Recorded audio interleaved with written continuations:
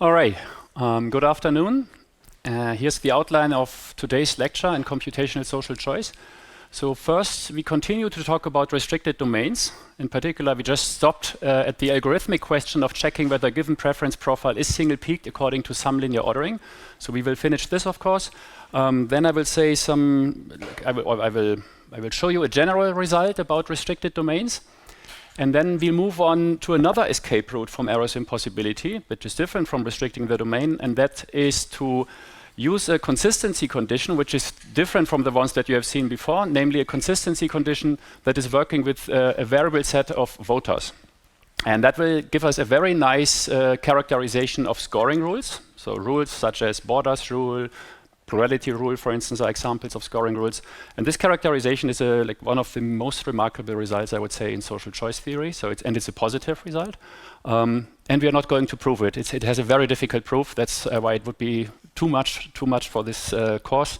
So I just give the statement of this. So that's the rough outline. Okay, so first, restricted domains and in particular single-peakedness. So a preference profile can be single-peaked according to some linear ordering of the alternatives.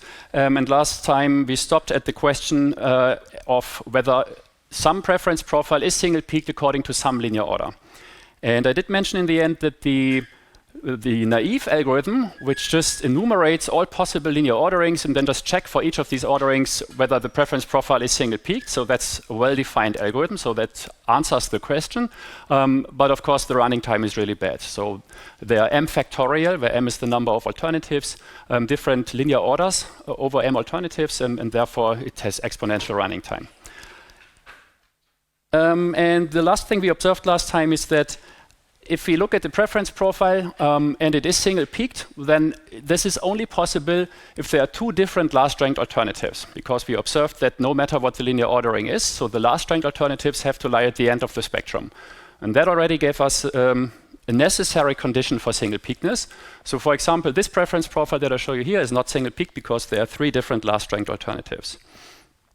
So we had this first observation that the two last-ranked alternatives have to lie at the end of the spectrum, and then I already hinted at the fact that we can probably use this to devise an algorithm by first placing these two alternatives and then doing this recursively by checking then in the preference profile where these two alternatives have been removed, whether there are now two last-ranked alternatives and so on. But this is not enough because it will turn out that in some cases we cannot place these two alternatives arbitrarily. So or maybe let's devise like an algorithm which is not like the trivial algorithm, but which is still bad.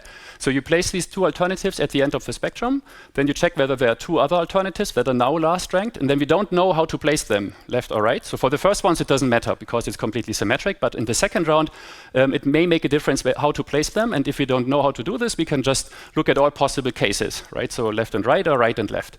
And then in the next round, we can do the same thing again. But of course, this algorithm, which would also work, and in the end, we check whether it's single-peaked for any of these linear orderings.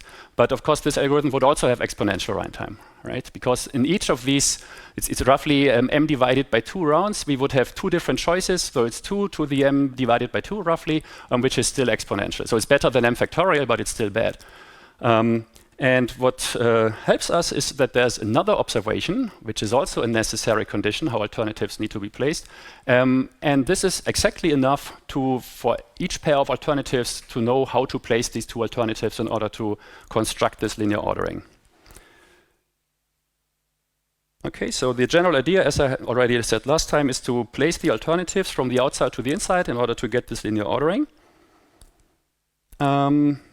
And for this recursive algorithm, we call the current leftmost and right innermost alternatives L and R. Okay, so we will go from the outside to the inside, and the first round is just the most outward alternatives. And then the second observation that we need is the following here. If X and Y are the two alternatives that need to be placed in this round, so they are the two currently last-ranked alternatives, and there's some voter which has the following preferences. So this voter ranks X between L and R. Okay, so L and R are the currently leftmost and rightmost alternative. X is in between L and R, and Y is on top of X.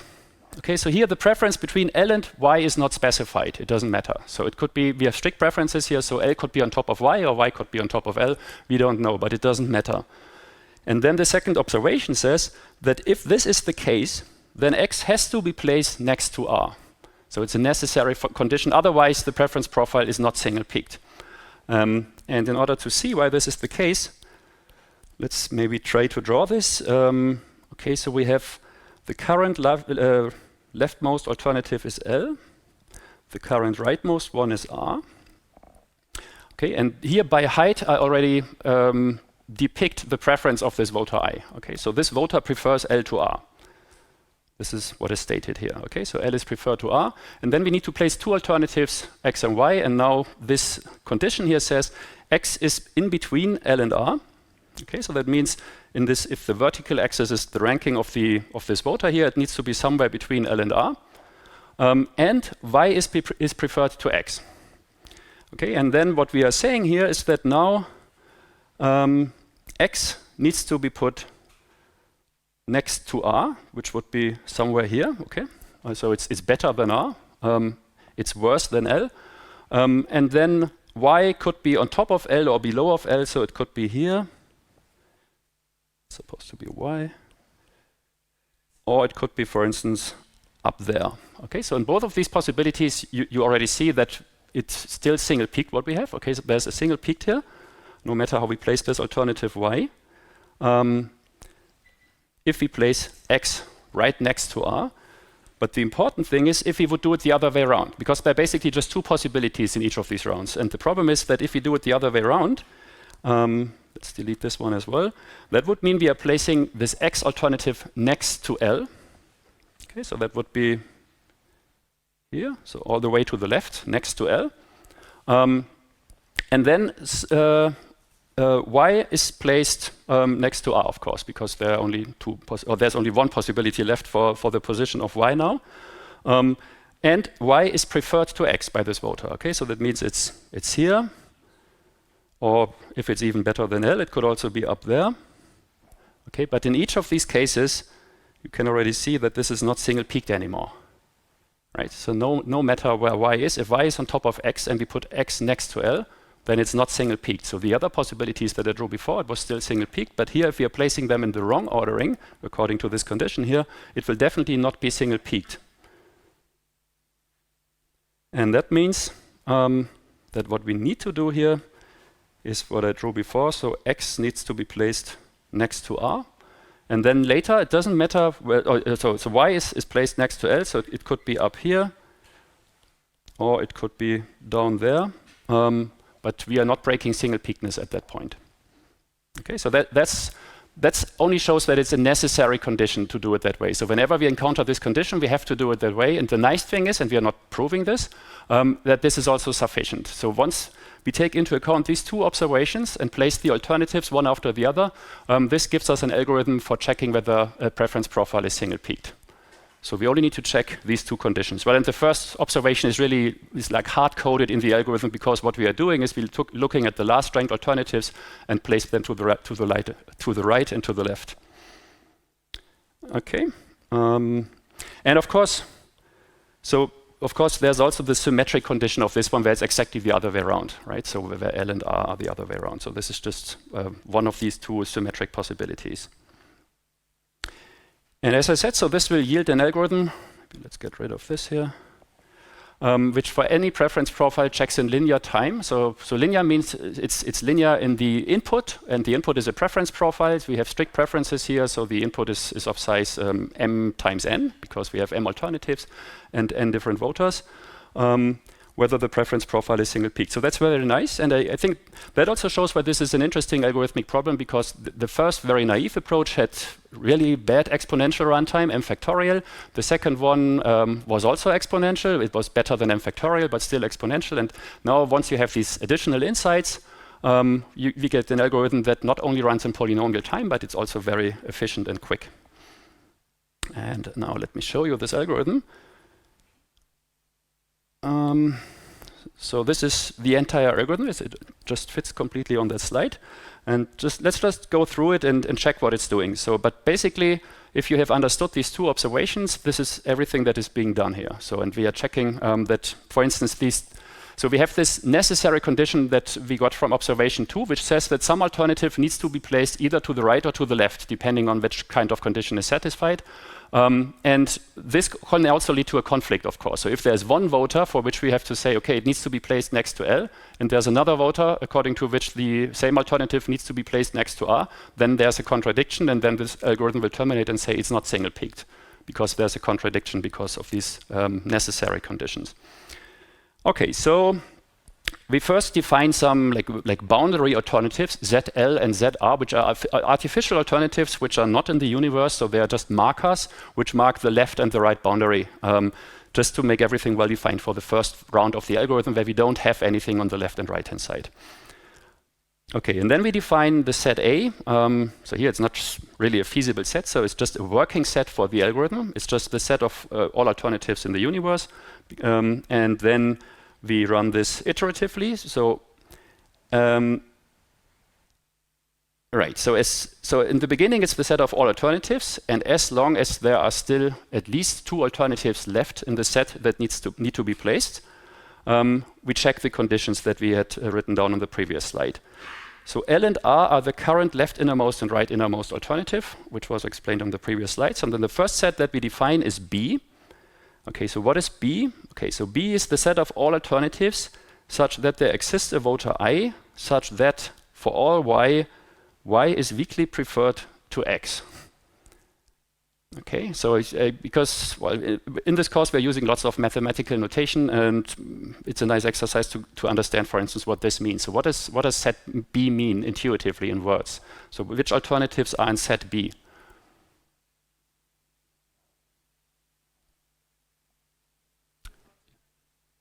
The bottom ranked alternatives, right? So because there exists some voter such that this voter prefers all other alternatives weakly to this alternative X, so which means it needs to be at the bottom. Okay, so and here the nice thing is we don't need to exclude X from the set A here, because we use the weak preference relation, which is reflexive, and therefore it's a bit shorter and nicer. Okay, so B are the bottom ranked alternatives, and we need those because those need to be placed in the current round. And there should be at most two of them, and you can already see here in the condition that this is actually checked. So there should be at most two of these alternatives. Okay, and then we define two sets, BL and BR, which say which alternatives need to be placed to the left and which ones need to be placed to the right. In the end, these sets should be singletons, because if they are not singletons, well, then we have a contradiction. So there are two arguments saying that the same alternative needs to be placed to the right and to the left at the same time, which is not possible. So, but here we define them as sets because we don't know whether the preference profile is single-peaked. So we put everything that needs to be placed to the left in this set. Okay, and this is exactly observation 2 from the previous slide. So there exists some voter such that this voter. Okay, so there is some alternative Y which is preferred to X. Okay, it's the same Y that we had on the previous slide, and then X is sandwiched between R and L. Okay, so this is exactly the same condition that we had on the previous slide. If this is the case, then this alternative needs to be placed next to L. Okay, and then. Well, actually, this is exactly the same one I think we had on the previous slide, which is the symmetric one. So if X is sandwiched between L and R in the sense that L is on top of X and X is preferred to R, and still there's some Y that is strictly preferred to X, then X needs to be placed to R. Okay, so this is the condition we had on the previous slide, and this is the symmetric condition. So these are the necessary conditions where X needs to be placed either to the right hand or to the left hand side. Okay, and then everything else that remains is just we need to check a couple of conditions. So we need to check, are there at most two alternatives that are last ranked? Okay, this is the first condition here. Is there at most one alternative that needs to be placed to the left and at most one alternative that needs to be placed to the right? Because if there are two of them, well, then we have a contradiction. There could also be, so BL and BR could of course be empty sets. In the first round, for instance, these sets will always be empty, because there can be no necessary condition which says that alternative X needs to be placed either to the left or to the right. Okay. And of course, BL and BR need to be disjoint. So there should be no argument or two arguments which say that X needs to be placed to the left and to the right at the same time. Okay, so and if all of these conditions are satisfied, okay, so this is a huge conjunction, lots of ands, then the alternative in BL, it should be at most 1 by this condition here, needs to be placed next to L. The alternative in BR needs to be placed next to R. And if there are any alternatives, well, there can be at most 2 in general. If any other alternatives, which neither have to be placed to the left or to the right, can be placed arbitrarily. So, but this just leaves the possibility if BL and BR are empty, then we can just put them either way we want to. Okay, and then if this condition is not satisfied, well, then the preference profile is not single-peaked. Otherwise, we just continue. So we have placed 2 alternatives, or at most 2 alternatives. It could be that there's only 1 last ranked alternative. And then we just continue. Okay, and then in the end, it may be possible, depending on the number of alternatives and on the preference profile, that there's only 1 alternative left that needs to be placed. And for this one, everything is just fine. We can just put it in the middle. So we have placed pairs of alternatives to the left and to the right, and if there's only 1 left, we put it in the last remaining slot, and then we are done. And the preference profile is single-peaked according to this ordering that we constructed. So what the algorithm is doing, it's constructing a linear ordering according to which the preference profile is single-peaked. Yes?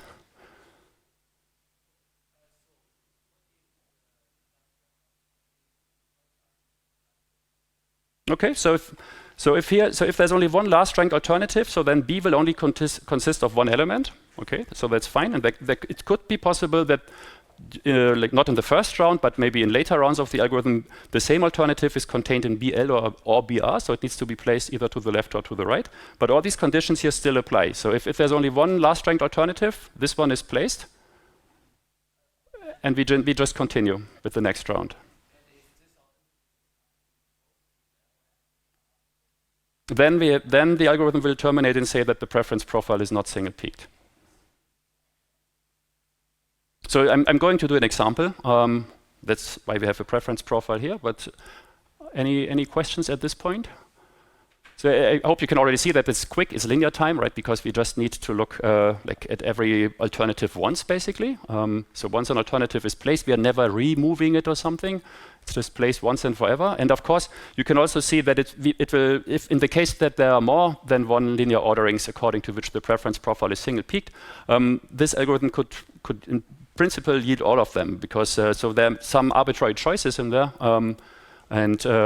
So depending on how we make these arbitrary choices, we get one of the linear orderings. Okay, but as you have seen in the homework exercise, in principle, there can be an exponential number of them. So therefore, computing all of these linear orderings is not really feasible. But we just need 1. So for this algorithmic question, we just want to know, is this preference profile single-peaked? Yes or no? Okay, so if there are no questions, let's do this for this particular preference profile. And I'm doing it maybe in a bit more detail than you will do it once you have done it a couple of times. But I think for the first run, it's nice really to see how these different variables are set. And also, this is a kind of like algorithm that can very nicely be used for exercises, for instance. So not only on the exercise sheets, but also, for instance, in the exam, we not only have proofs, but sometimes we also have questions where we really have to apply an algorithm or really compute something. And this, for instance, is something that we have sometimes done in the past. So given the preference profile, because now you have the tool to check for any preference profile, even if it's very large, is this single-peaked or not? Okay. So let me here, I don't know if this fits in here, but I think it's nicer if I do it on the slide, because then you can really also see the algorithm at the same time. So I'm trying to write down the different variables here. Okay, I already forgot one.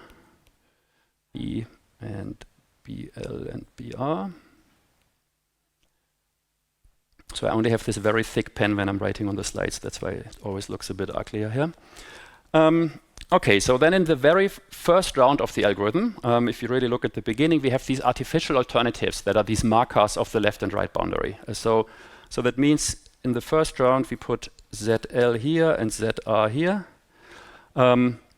Then we look at the preference profile, look at which alternatives are last ranked, and that would be set B. Okay, and in the example, it's small a and small b, right? So these are the 2 alternatives that are last ranked. Okay, and now we check this necessary condition for BL and BR for these 2 sets. And this is only interesting if one of these alternatives is sandwiched between the current leftmost and rightmost alternative. Okay, but ZL and ZR don't appear in this preference profile. We chose them to not appear here because in the first round, this necessary condition can never apply. So that means in the first round, this set is definitely empty. And the same holds for the other set there. And that means we can place A and B arbitrarily. So that's always the case when we start constructing linear ordering. So let's maybe put A here and B there. Okay, and now we're moving from the outside to the inside when constructing this preference profile. Okay, so now you have, so I'm not crossing them out because we need to know whether some alternative is sandwiched between A and B, but now you have to visualize this preference profile without alternatives A and B. Okay, so, or maybe let's first look. So first L and R would be A and B, of course, right? So this is the leftmost and rightmost alternative. So which alternatives are ranked last in the preference profile if A and B are already put into position? Yes, C and D, exactly. It's two alternatives. Okay, so if A and B are not there, then C and D are last ranked alternatives.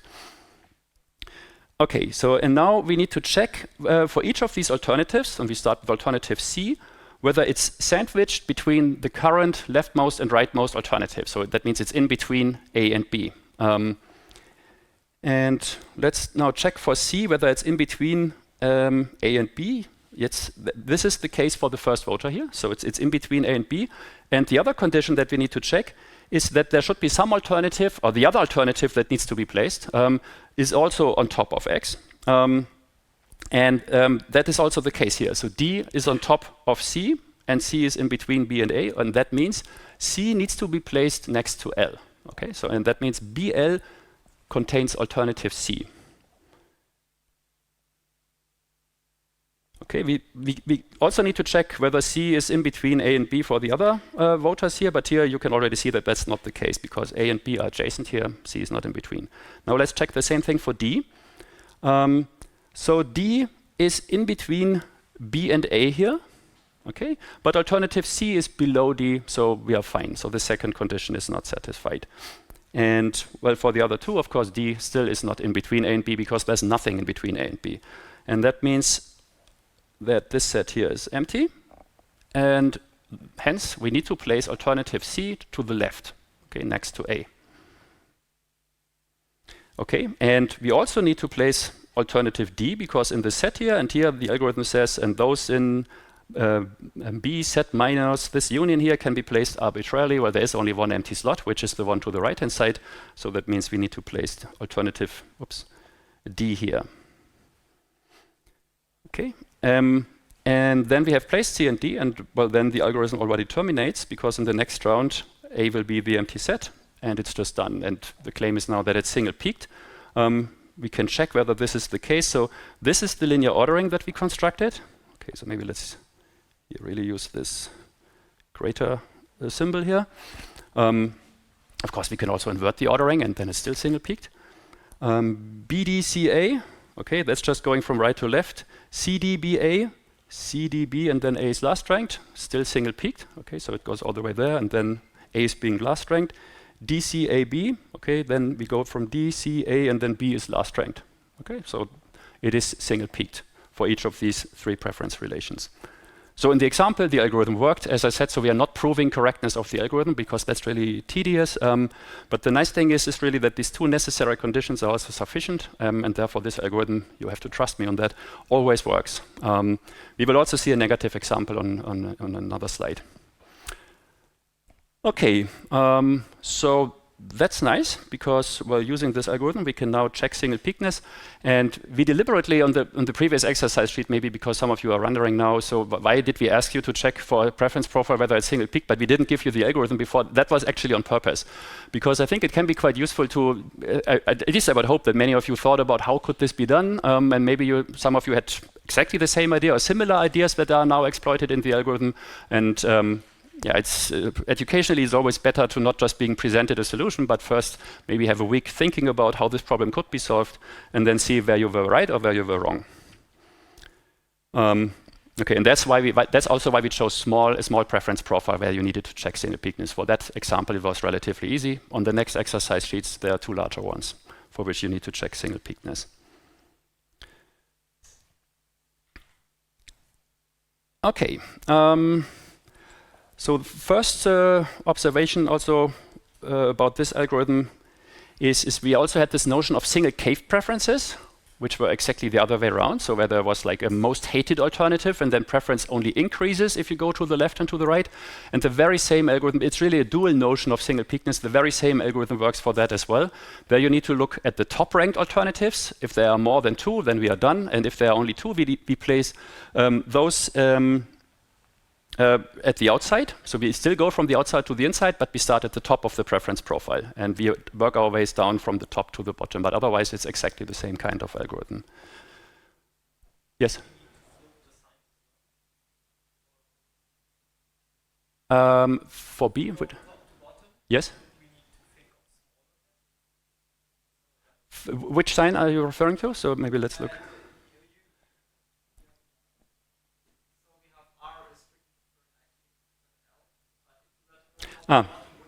Yeah, so even for the second necessary condition, yes. Yeah. So this one, okay, yeah. So this one is also like flipped around in order to work, yeah. Okay, but the basic message is, so you still go from the outside to the inside, you start at the top, and you also need to convert this condition to the dual condition. Yeah, you're right.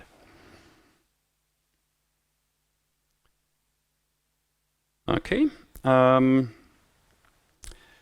Okay, and now if we now summarize what we know about these restricted domains that we have looked so far, so we have these, you can think of these as islands in the space of preference profiles, right? So you can think of this huge set of preference profiles, and then there are some subsets of preference profiles for which social choice actually works. So we had this domain of dichotomous preferences. Well, it's a rather restrictive domain, but within this domain, we have a transitive majority relation. There's no error impossibility or any of the other impossibilities. Approval voting is strategy proof. Everything works fine in this little island of preference profiles. Then we had another one, actually, and like it's an infinite number of islands, which is the domains of single peak preference profiles for lots of different linear orderings. Okay, because for each of these linear orders, that defines a domain of preference profiles. These are little islands that are also in the space of preference profiles. For each of these, social choice is also well behaved and things are working fine.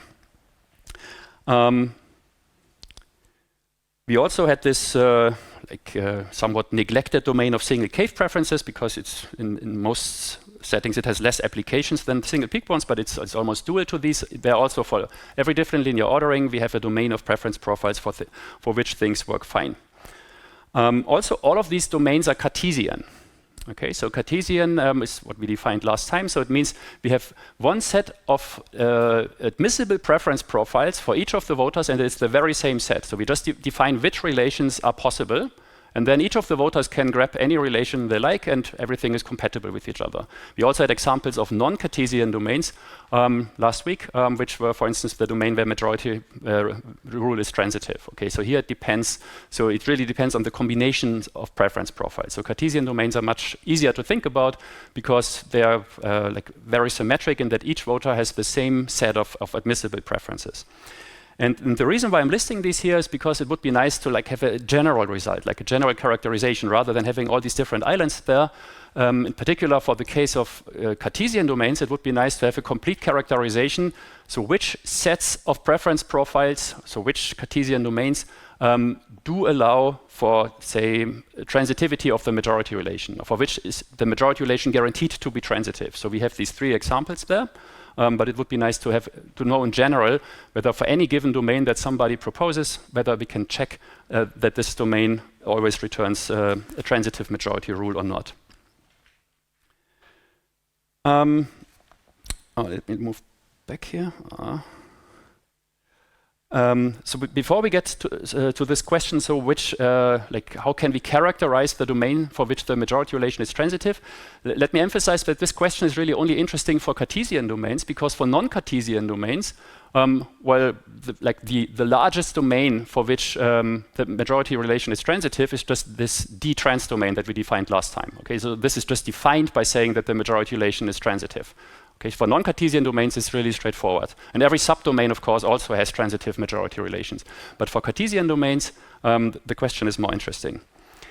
And in order to get you there, let's look at this preference profile here, because I think it's quite insightful. And it also allows us to check out this algorithm for single-peakness once again. So I'm claiming here that this preference profile is neither single-peaked and nor single-caved. But nevertheless, and that's my claim, this preference profile has a transitive majority relation. So first, why is it not single-caved, this preference profile?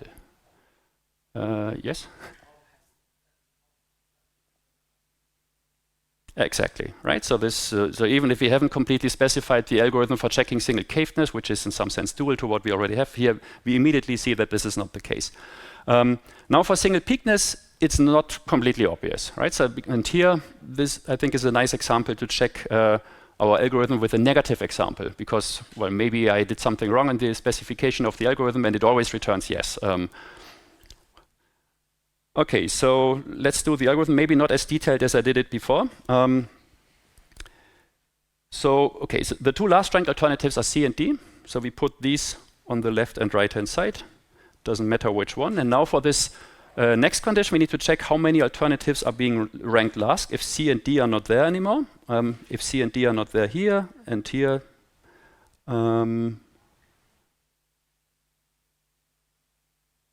Okay, so that's only alternative B, right? So if you remove alternative C and D, only alternative B is last ranked. Okay, so that's still fine. So it's not, well, it can't be three alternatives because there's only two left, but it's even just one. So only alternative B needs to be placed. Now we need to check the second condition, whether B is sandwiched in between C and D somewhere. Okay, so by the first voter, that's fine. B is not in between C and D. Here, with the preferences of the second voter, B is in between C and D. There's some alternative that is even on top of that. That would be the Y in our specification of the algorithm. And that means since B is in between C and D here, and A is on top of B, B needs to be placed to the right, next to D. Okay, so that's what this necessary condition says. Now, if you look at the preferences of the last voter, B is also sandwiched between D and C. A is on top of B. That's also an important condition. But now the condition says that B needs to be placed next to C, right? So it's the symmetric condition. So we have one alternative that needs to be placed. That's alternative B. So that means in this set capital B, there's only a single alternative, which is small b. And in this set BL, we have alternative B. And in the set BR, we also have alternative B. Okay, and these sets need to be disjoint. That was one of the conditions, because B cannot be placed to the left and to the right at the same time. And therefore, at this point, the algorithm terminates and says that the preference profile is not single-peaked. Okay. All right.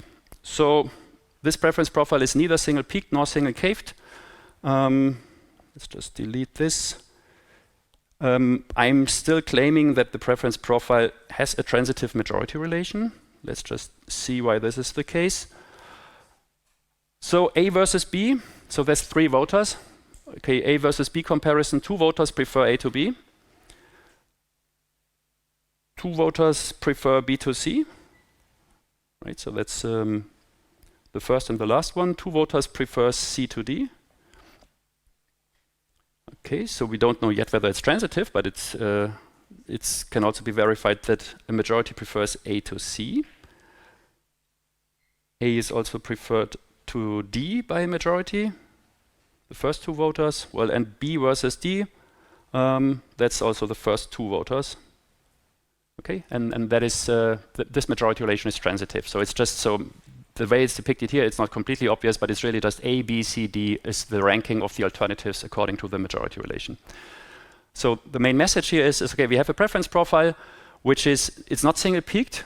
It's not single-caved. It's also not dichotomous, obviously. So there are not even ties in the preferences. But the majority relation is transitive. And the nice thing is that this preference profile can also be constructed by just like taking alternatives, taking preference relations from the same set. So it is in a it is contained in a natural Cartesian domain of preference profiles. And that is because what this preference profile satisfies is single-peakedness for triples. Okay, so what does that mean? So or maybe first to see why this is sufficient for majority relation to be transitive. So transitivity is just a condition of triples. Okay, so that we have observed many times. So transitivity is a condition of x, y, and z. And for any x, y, z, something has to hold. And now what we can do in order to generalize single-peakedness is we take a triple of alternatives, x, y, and z, and then we realize that the preference profile is single-peaked according to some linear ordering for this given triple. And then it turns out that we can sample another 3 alternatives, and the preference profile is single-peaked to a different linear ordering, but for this triple of alternatives, that's fine. Okay, and here you can already see that since transitivity only depends on triples, this generalizes the domain of single-peakedness. Of course, it's much less natural, right? So single-peakedness had this very natural interpretation that we have this left-right spectrum or size of something. Here, we're saying that we have different linear orderings for each triple of alternatives, but technically, it's a generalization, of course, because we can have different linear orderings for different triples of alternatives. So the reason why this preference profile, or one reason, not the only one why this preference profile has a transitive majority relation, is because for every triple of alternatives, it turns out that it is single-peaked. So I'm not going to check this, but you have to trust me on that. So we can pick any triple, and then the preference profile is single-peaked. And this already shows us that there's some room for generalization, because this domain, let's call it triple single-peakedness, is a Cartesian domain. Okay, so it's the same set of preference relations for each of the voters, which also gives us transitive majority relations. So on our way to characterizing under which conditions a domain allows for transitive majority relations, we would also need to cover this domain here, or this class of domains, because of course this is even richer than the domain that we had up here. Oops, no, not crossing it out. So this class of domains here. And of course, we can do the very same thing with single-cavedness as well. Okay, so we can also be triple single-cavedness. And this is a term that is also used in the literature. Okay, now the question that I already hinted at that we want to answer is that can we characterize all Cartesian domains in which the majority relation is transitive? And this is precisely what we are doing. So we can only do it, or we could also do it for weak preferences, but we are only going to do it for strict preferences because this characterization is very nice, whereas the one for weak preferences of the voters is much more complicated. So this property that a Cartesian domain needs to satisfy is called value restriction. So we say that a domain is value restricted. And it's defined as follows. So, okay, we have a Cartesian domain. That means since it's Cartesian, and here we only look at strict preference relations, we have some subset of strict preference relations for each of the voters. Okay, so this is really by definition a Cartesian domain and also a strict domain. And then the definition says that such a domain is value restricted if certain conditions hold on L prime here. Okay, so L prime is a subset of strict rankings of the alternatives. And then the conditions are as follows. Okay, so for each triple of alternatives x, y, z, the following has to hold. So there's some alternative, say x. So this is just saving cases. So we have symmetric cases also for y and z, but let's just assume that it's x, such that x is never the worst alternative. Okay, so or in other words, for every preference relation that is contained in the set L prime, x has to be better than either y or z. Okay, so this is just the formal way of saying that x within these 3 alternatives is never the worst alternative. Okay, so this is one condition. That's why there's an or. Or x is never the best alternative. Okay, so that means for this triple x, y, z, if we just restrict the preference profile to these 3 alternatives, it turns out that x is never the best alternative among these 3. If it's never the best one, it just means that either y or z are better than x. Okay, and this has to hold for all the preference relations contained in this set of preference relations. Or, well, the last case is probably the natural one that is missing. X is never the middle alternative among these 3. Okay, so that means for every preference relation, we have, this is a bit more complicated to state, so that's it's either the case that x is preferred to y and x is preferred to z. Okay, so then x is the best alternative, or both y and z are preferred to x, but then x is the worst alternative. So in other words, so for every triple of alternatives, there should be one of the alternatives such that x is never the worst, or it's never the best, or it's never the last in all of these preference relations. Okay, and that's really seems a bit difficult to grasp, but let me see what, or let me show you what we are doing there now, because, or maybe let's first state, okay, no, first there's this illustration here. Because basically what we are doing now, if we are saying this, is that we are ruling out this particular substructure of preference profiles. Okay, and this is a preference profile, or this kind of preference profile you have seen many times before. So it's the Condorcet cycle, or the classic Condorcet cycle with exactly 3 voters, 3 alternatives. And by having this condition here, so because here every alternative X, Y, and Z is one's top ranked, one's in middle, and one last ranked. So we are specifically ruling out this. So that means like one part of the characterization is pretty straightforward. So because if we would allow this kind of substructure, then definitely majority rule would not be transitive. But the interesting part is the other direction, where we show that this is not only necessary but also sufficient. So it's an if and only if. Yes.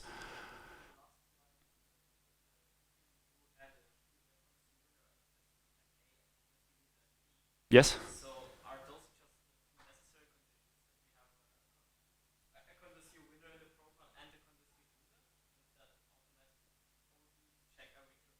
Yes. So if you can think of an example with 5 alternatives where we have a Condorcet winner, a Condorcet loser, but in between we have a 3 cycle, right? Okay. So then majority relation. So then we would have a maximal element, we would have a minimal element.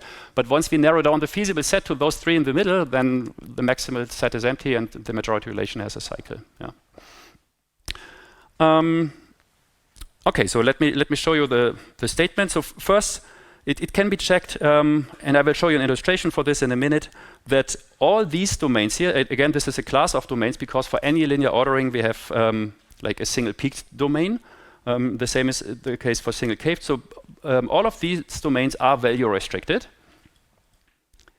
And then this characterization says, and that was shown by Zen and Patternike in the late 60s, that if we have strict preferences, and the number of voters is odd. Okay, so we are making our lives a bit easier here because I said first we restrict attention to strict profiles because for weak profiles the result is uglier. So these authors also gave a characterization for weak preferences, but it's not very nice. And they also gave one where the number of voters could be even, but then we can have majority ties and things get nasty.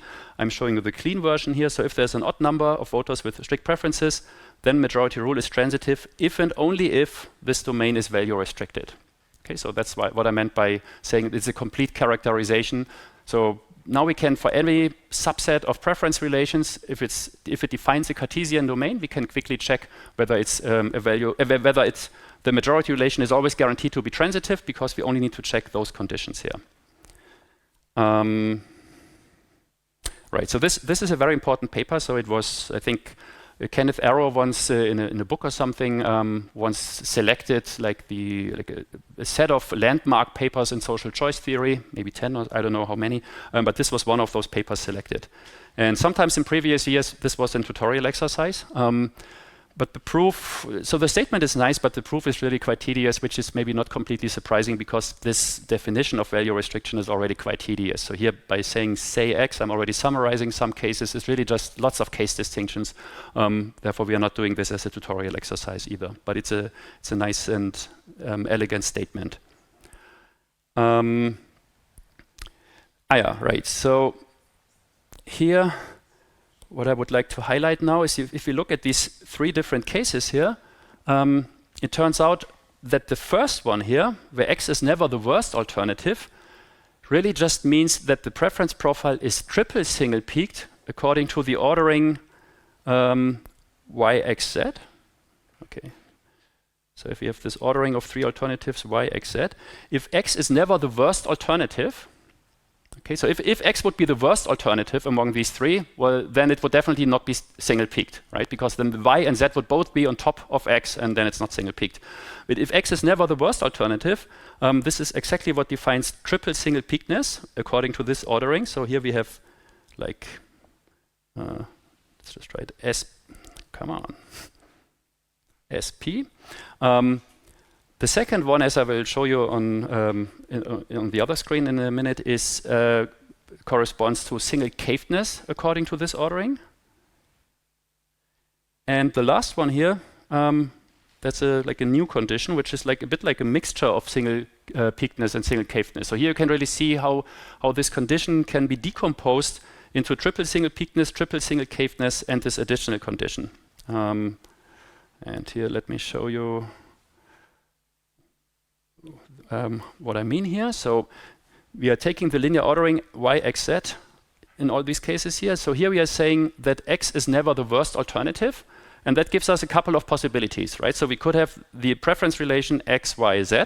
And then if we drew it according to this linear ordering, the graph would look like this, right? So if it's y, x, and then z, it would look like this. It's single-peaked.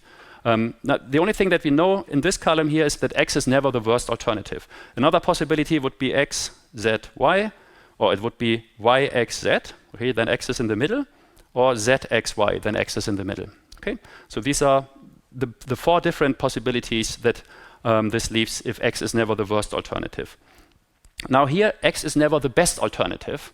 Okay, then we can have z, y, x. It's single-caved.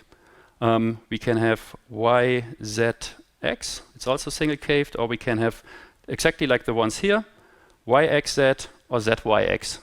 So these two relations would be single-peaked and single-caved for the same linear ordering. Okay, it's not surprising because it's really just like a straight line in this graph here. And that's why I was using the same colors here, because it's really the same ones. And the funny thing is, like this third case here, it means x is not in the middle. That also allows for four different rankings of the alternatives. So x is on top here, and x is at the bottom here. And that's what I meant, that it's a mixture of the other two, because, well, the red one is the same as this one here. The green ones are identical. And with the purple one is this one here, and this brown one is that one here. Okay, and here, these are precisely the rankings of the alternatives where x is not in the middle. So I'm not saying that this really are natural domains of preferences, but I think it shows you at least a little bit how this class of value-restricted domains can be decomposed. Okay. So I already revealed the last point because so we spent quite some time on checking whether a preference profile is single-peaked. So at first we had like this only very slow algorithm, and then we eventually found a linear time algorithm. Now we want to check whether a domain is value restricted. So it's not a question whether a preference profile is value restricted, because value restriction is a property of a domain. If you want to check whether a domain of preference relations is value restricted, this can be done efficiently. So any ideas how we could do this algorithmically? So we have a set of many preference relations, could be, I don't know, 100 alternatives. All of them are like strict rankings, these preference relations, and we want to check whether the domain is value restricted. So we need to check the condition that is at the top of this slide. How could we do this? In polynomial time, yes?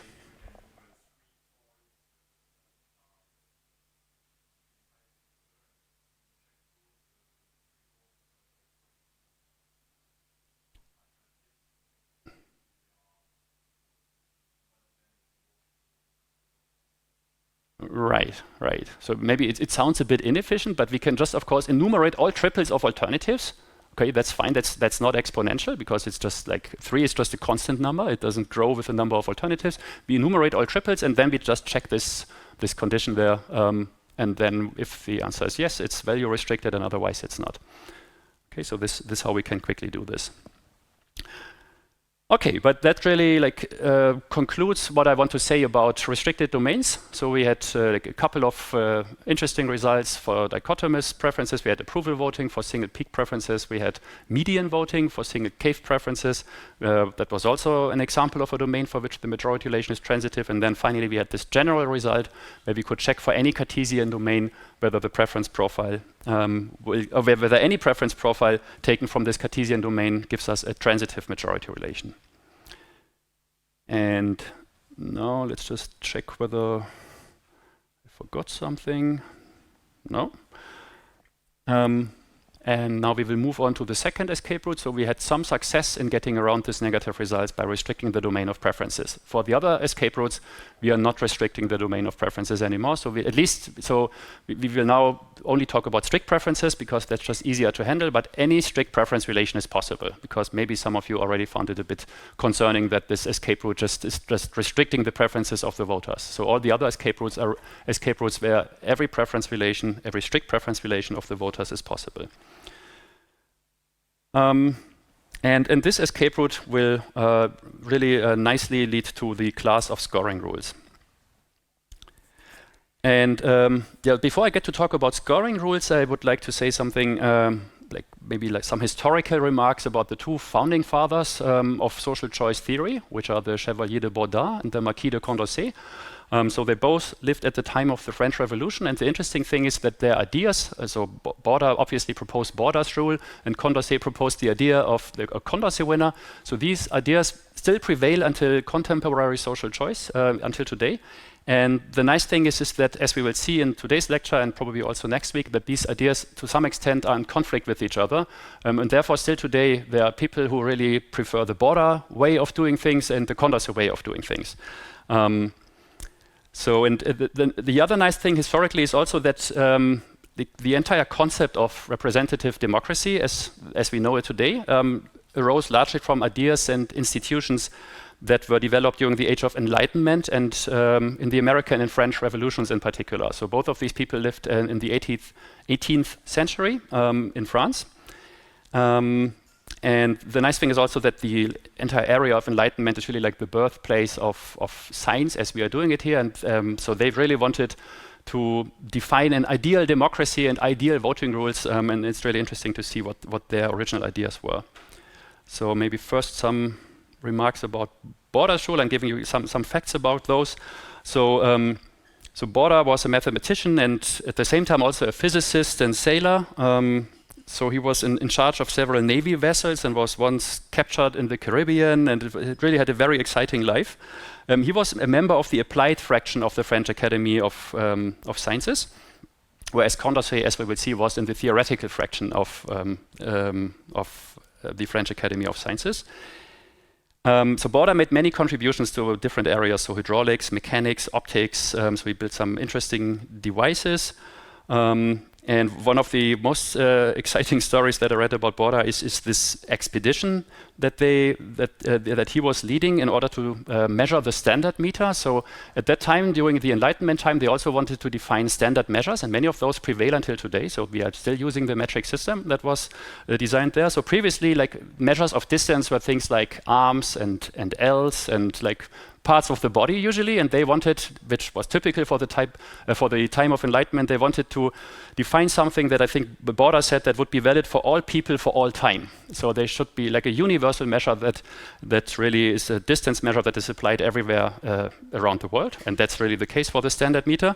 The funny thing is how they defined it. So they defined it as 1/10,000,000th of the distance between the North Pole and the equator.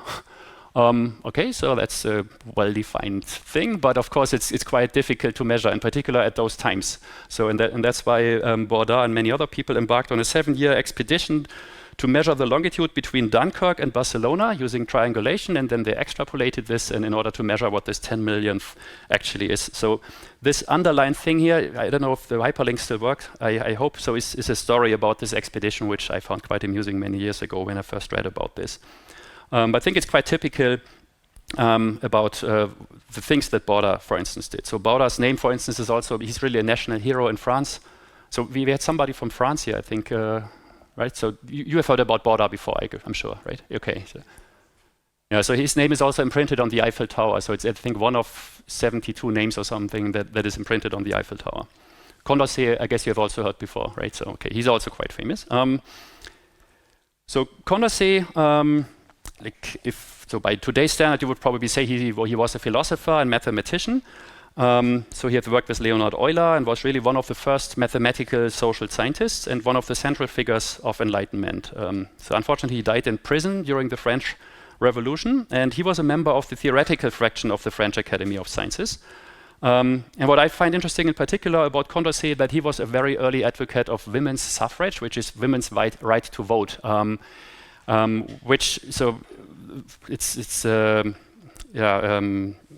It's really hard to believe nowadays, but at that time they tried to develop like democracy from ground up, but very few people thought about the right for women to vote. It was quite normal for them that, of course, every man should be able to vote, but not women. And in some countries, France, also including France, for instance, it took much longer until women were actually able to vote. So in France, I think it was 1944 until women were allowed to vote, and in Switzerland it was, I think, in the 70s or something, much later than that, which is really quite shocking. Okay, and then, yeah, as it is stated on the side also, he was an opponent of the death penalty. So he had some, for the time, some very progressive views because, well, if you think about the French Revolution, the death penalty was quite common there. So many people were beheaded. It was a very violent time. Okay, but the main point that I want to make here is that these two persons developed ideas. So of course, Borda's rule, but we are going to generalize a little bit and see what is the essence of Borda's idea. So it's a bit more general than just Borda's rule. So we will first go to scoring rules, which is a more general class, and then a main axiom that basically characterizes scoring rules. And then Condorcet clearly had this idea of whenever there's a Condorcet winner, the Condorcet winner should be picked. And then in other cases, you can do many different things. And we are going to learn about many of these so-called Condorcet extensions in today's lecture and also in the coming weeks. Okay, and in order to get this, what I call remarkable result in social choice theory for scoring rules, in order to get this right, we are now again changing the domain. In particular, what we are doing is, we are first from now on, I think, with some very few exceptions where I stated explicitly, we will only be concerned with strict preferences. So the tutors, the TAs told me that everybody will be quite happy about this because, well, weak preferences is really like just an annoyance in many cases. So we just look at the domain of strict preferences. And now what we are introducing is something that I already hinted at in one of the first lectures, if we allow for the set of voters to change. Okay, so previously, or we still have this like universe of alternatives, and we changed the number or the set of available alternatives. We had different feasible sets, and we looked at choices from different feasible sets. Now what we are also allowing is that there's a universal set of voters. So it could even be an infinite set where like every natural number corresponds to a voter. And then we look at preference profiles that are defined for any finite subset of this set. Okay, so here you have to take care that F, as it was defined in the second lecture, I think, or third lecture, is the set of non-empty and finite subsets. So that means that even if this is an infinite set, then this will only consist of non-empty and finite subsets. Okay, so we just take some finite set of voters, and then we take the union of all of these preference profiles. So what this allows for is just that we can have a preference profile where there are voters 1, 2, and 3. We can have another preference profile where there are voters 4, 5, and 6. And we can yet have another one where there's just voter 1 and 6. And then we can define interesting axioms where the set of voters actually varies. So one obvious application where we need this is when we are looking at this strategic abstention thing, right? Where voters go away and then they get something better. So in our previous framework, this was not possible because the set of voters was always fixed. But now if you want to say something about a smaller electorate, we need something like this here. Okay, so here this is finite. So therefore, every preference profile still has a finite set of voters, even if this potential set of voters is infinite. Okay. And this notation I already defined in the third lecture is just the set of voters present in profile R. So previously this was just always N because the set of voters was fixed, but now for different preference profiles we can have different set of voters. And for instance, one condition that we will have in some in some axioms is that we have two preference profiles and the set of voters in these preference profiles is disjoint. Okay, so that will be quite useful. And yeah, so as I stated here, from now on, we are always working in this domain unless noted otherwise. So sometimes for some few results, we are going back to this fixed electorate setting. Okay, so this is the new domain that allows for a variable electorate. Now let's define the family of scoring rules. So the nice thing here, so scoring rules, just like approval voting, for instance, is really, scoring rules are very simple rules. So it's probably the simplest rules you could think of, in contrast to some of the other rules that we are studying later in this course. So there will be some rules studied later in this course where we probably have to study the definition for 10, 15, or 30 minutes and really to grasp what is going on. Scoring rules are really very straightforward. So in this part of the lecture, the feasible set will not be varied, so we can just fix it. And then we have a score vector of real numbers. Okay, and the idea of the score vector is that we assign a certain number for top-ranked alternatives, another number for second-ranked alternatives, and so on. And for Borda's rule, for instance, is like the number of alternatives -1 for top-ranked alternatives, number of alternatives -2 for second-ranked alternatives, and so on. And if a voter ranks an alternative at the ith position, then this alternative gets SI points. And the scoring rule chooses the alternatives for which the accumulated score is maximal. Okay, it's exactly what you would have in mind. So Borders rule is a specific scoring rule where points are assigned in a very specific way, but you can think of other examples of scoring rules. For instance, plurality rule. Okay, so top-ranked alternatives get a score of 1 and everything else gets just a score of 0. Formally, as always, things look maybe slightly more complicated, but here, in particular, since we have this variable agenda framework, so we are defining score vectors for each different size of alternatives. So we could now have a function that, so we could have different, so we need to have different score vectors for different numbers of alternatives. So these are the one with this superscript S1 and Sm. And then a scoring rule is just defined by maximizing the score. Okay, so we just take those alternatives for which the score is maximal, and then the score is defined as follows. So this looks a bit funny because here we have S, which now has a superscript and a subscript, right? So the superscript denotes the number of alternatives in the feasible set that we are looking at, and then the subscript is really the position. And how do we get the position? Well, we just count how many alternatives are ranked weakly on top of X. Okay, so if something is top ranked, well, then there's only one alternative that is weakly on top of X. That's X itself. So then the number here would be 1. Okay, so if something is in the second position, if it's in the second rank, then there are 2 alternatives that are weakly on top. Okay, so this is really just the formal way of specifying first position, second position, third position, and so on. And then we just add up all these numbers and we take whichever alternative has the highest score. Okay, I hope that's clear, right? So intuitively, I'm sure that this was clear anyway, but this is one way of defining scoring rules in general. And of course, there's an infinite number of scoring rules, right? So because we can have like lots of different score vectors. I think there are some examples here. We can have Borders rule, which, for instance, if we had 5 alternatives, the score vector would, for instance, be 4, 3, 2, 1, 0. Here you can already see that this is not unique, right? So if you just take 10, 9, 8, 7, 6, that defines exactly the same scoring rule. Well, maybe not the same score. So the score vectors are different, but the social choice function is the same, right? We will make this more precise on the next slide to see which score vectors will result in the same social choice functions. Another example is plurality, where it's 1, 0, 0, 0. There's also a rule which is in the literature called anti-plurality, where the score vector just consists of 1s except for the last ranked alternative. Okay, and that basically means everybody gets to say which alternative he hates the most, and then the alternative that has the lowest number of votes is being selected. Okay, so that's one interpretation of this rule. So of course, formally, it's just as it is stated here. So every alternative that is not ranked last gets 1 point. And then we take the one which has the highest score, but I think the more natural interpretation of this rule is just we take the alternative that is hated the fewest times, okay, or most hated the fewest times.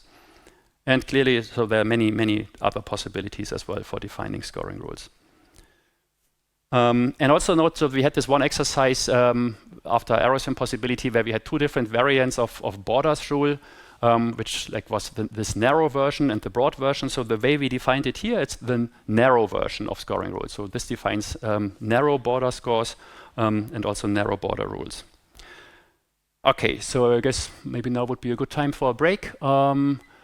So yeah, let's continue at 5:35, and then I'm going to show you a very nice characterization of scoring rules, and then also some rules that pick the Condorcet winner whenever one exists.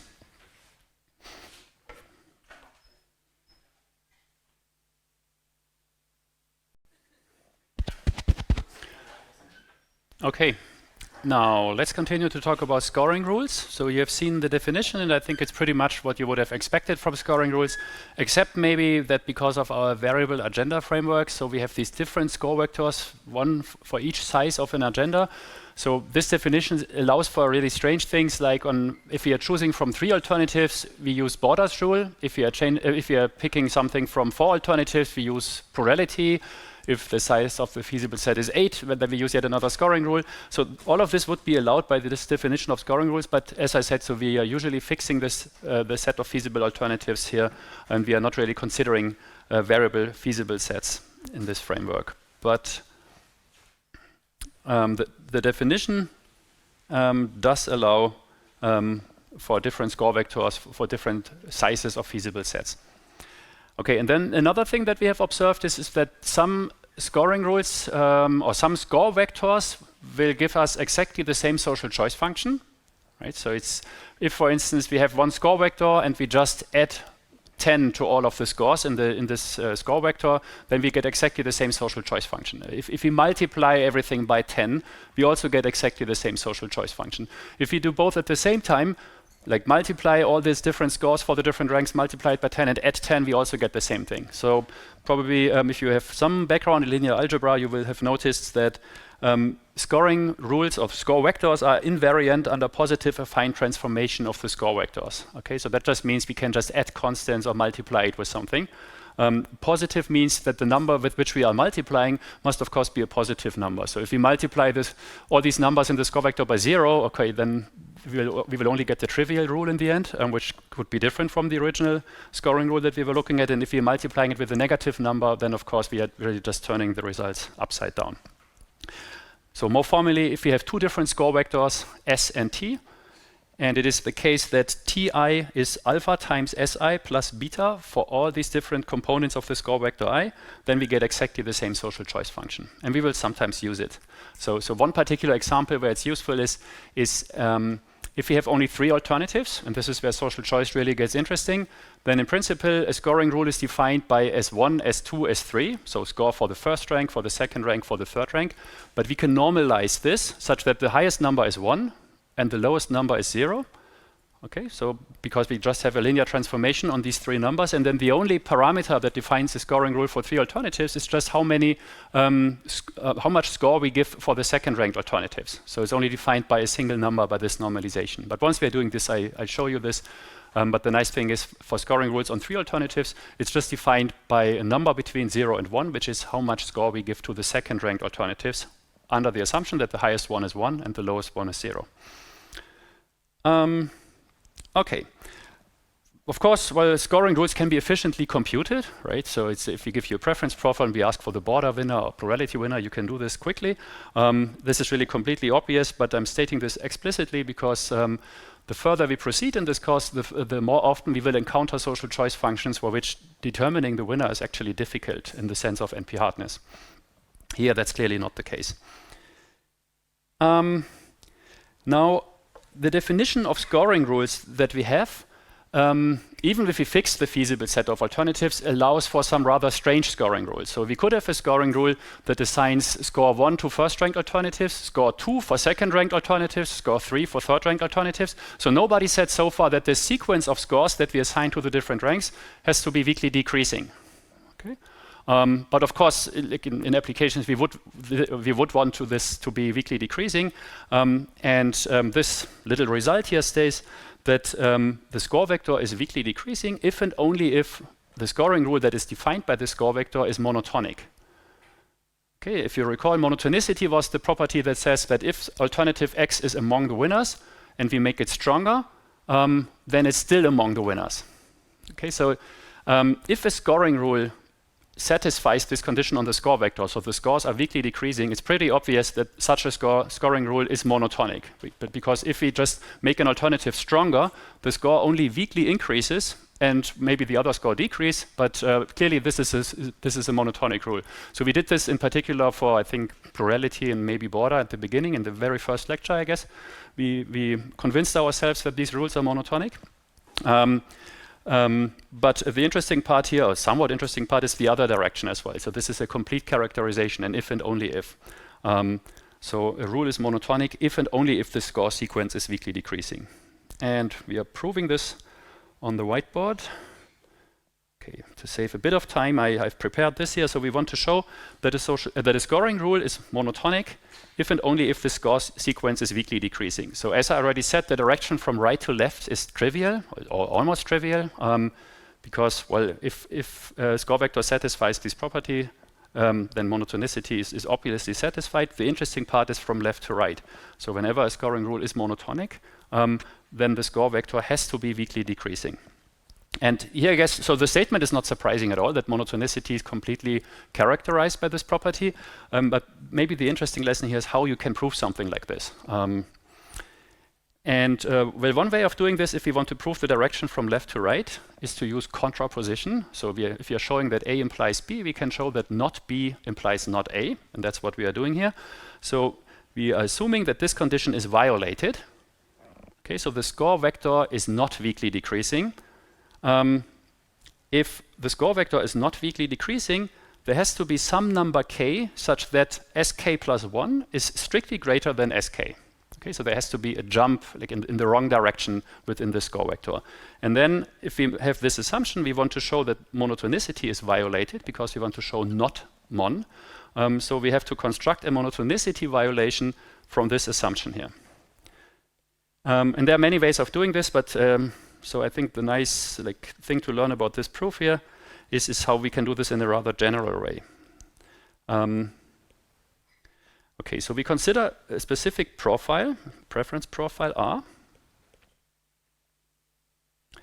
that looks as follows. So we have one voter who prefers A1. So we don't know how many alternatives there are. We just number them from A1 to AEM, who prefers A1 to A2, and so on. Then here we have AK and AK plus 1. Okay, so this is exactly the position where we have this violation of the where the score vector is not weakly decreasing. So we actually assign a higher score for this position than for that position. And then the alternatives go on until AM. Okay, and what we now are doing is that the idea of this proof is that we now add more voters, and they have all kinds of permutations of this original ranking of the alternatives, which make sure that the score of all the alternatives is exactly the same, no matter what the score vector is. Because even if we don't know anything about the score vector, so it's not even weakly decreasing here, we know that if every alternative is ranked first, if it's ranked first once, and it's ranked second once, and it's ranked third once, well, then the score of each of the alternatives is the first position of the score vector, the second position of the score vector. It's the same number for all of the different alternatives. So as a result, we will get that all alternatives need to be returned. So maybe let's first explain the strategy of this proof. Okay, so then for this preference profile, all the alternatives need to be returned. Well, then we need to construct a monotonicity violation. And what we just do is that we let this first voter switch her preferences between AK and AK plus 1. Okay, so we make AK plus 1 stronger. Okay, but because of this anomaly here, we have that the score of AK plus 1 actually decreases if we make it stronger. So it's dropped out of the choice set. And in particular, AK becomes the uniquely chosen alternative. And therefore, monotonicity is violated because we make AK plus 1 stronger, but then it drops out of the choice set. So it's a pretty severe monotonicity violation. At first, everything is selected. Then we make one of the alternatives stronger. And then there's a different alternative is selected. And all the other alternatives are not selected anymore. Okay, so that's the idea of the proof. So that means this preference profile we specify as follows. So now we are taking, just like in the Condorcet cycle, we take this ranking here and we shift it or rotate it upwards. So that means we have here alternative A2, A3, and so on. So there's AK and AK plus 1 in between, and the last rank alternative is A1, of course. So we keep on adding voters like this. So the total number of voters is M as the number of alternatives. And then here we have A1 and so on until AM minus 1. Okay, so it's like a generalized Condorcet cycle. Okay, so in this preference profile, we have that for all alternatives, the score of X, so I'm dropping in A, so it's in the feasible set A, is it's ranked first once, it's ranked second once, it's ranked third once, so it's just that the index goes from 1 to M, and we add up all of these scores. Okay, so it's the sum of all these SIs. Okay, so here we could take this little Gauss formula to compute this number, but it doesn't even matter. So it's the same number for all of the alternatives.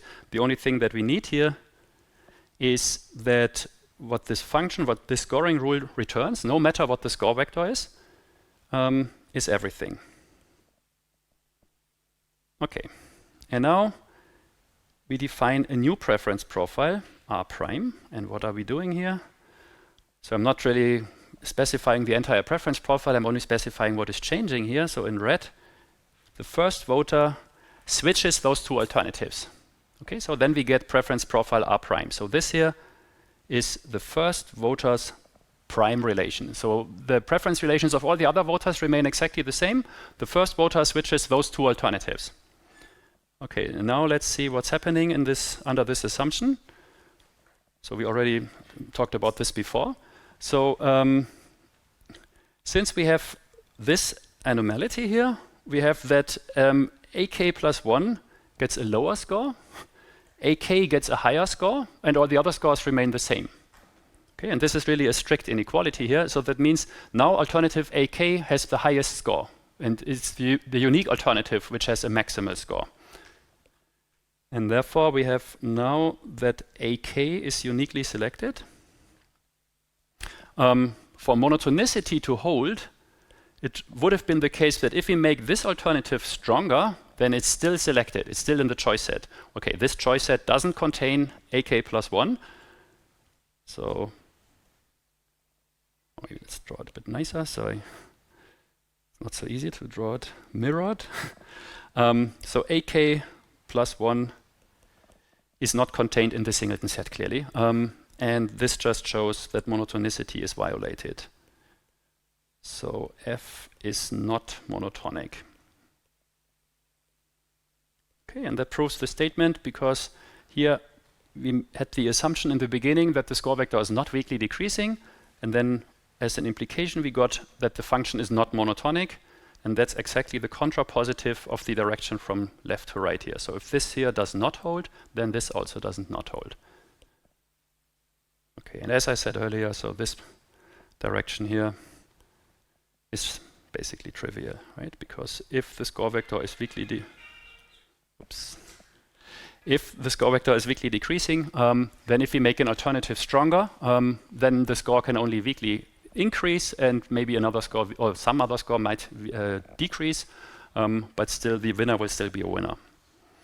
Okay, so as I said, so it's not really a difficult proof, but maybe it's instructive to see how you would prove something like this. And I think in one of the homework exercises, construction like this will also be useful. So that's one of the reasons why I wanted to show you this thing in detail. Okay, are there any questions regarding this proof? Yes?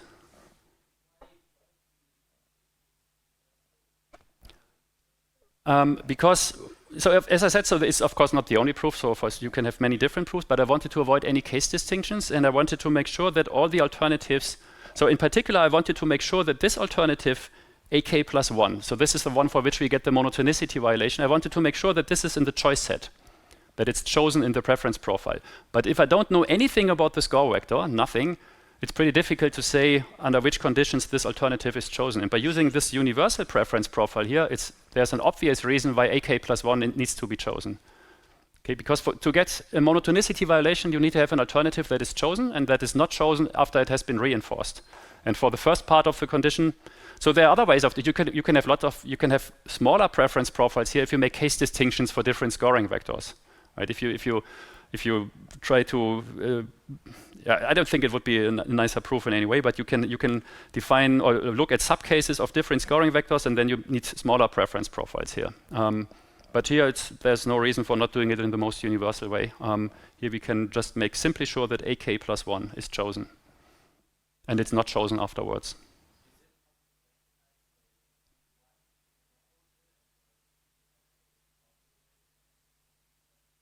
Okay, so if there's only one voter here, okay, so if we drop all of the other ones here, so who tells me that AK plus 1 is chosen in the original preference profile? So it would be the case if SK plus 1 would be the highest number in the score vector, okay, but nobody said that. We only know that it's larger than SK, right? So if let's say we have the score vector, I don't know, 10, 9, 8, and then we have 6, 7 here, and then 4, 3, and so on, or something like this, then if we don't have these voters here, AK plus 1 is not chosen in the original preference profile, A1 is chosen. So that's why we need these other voters here.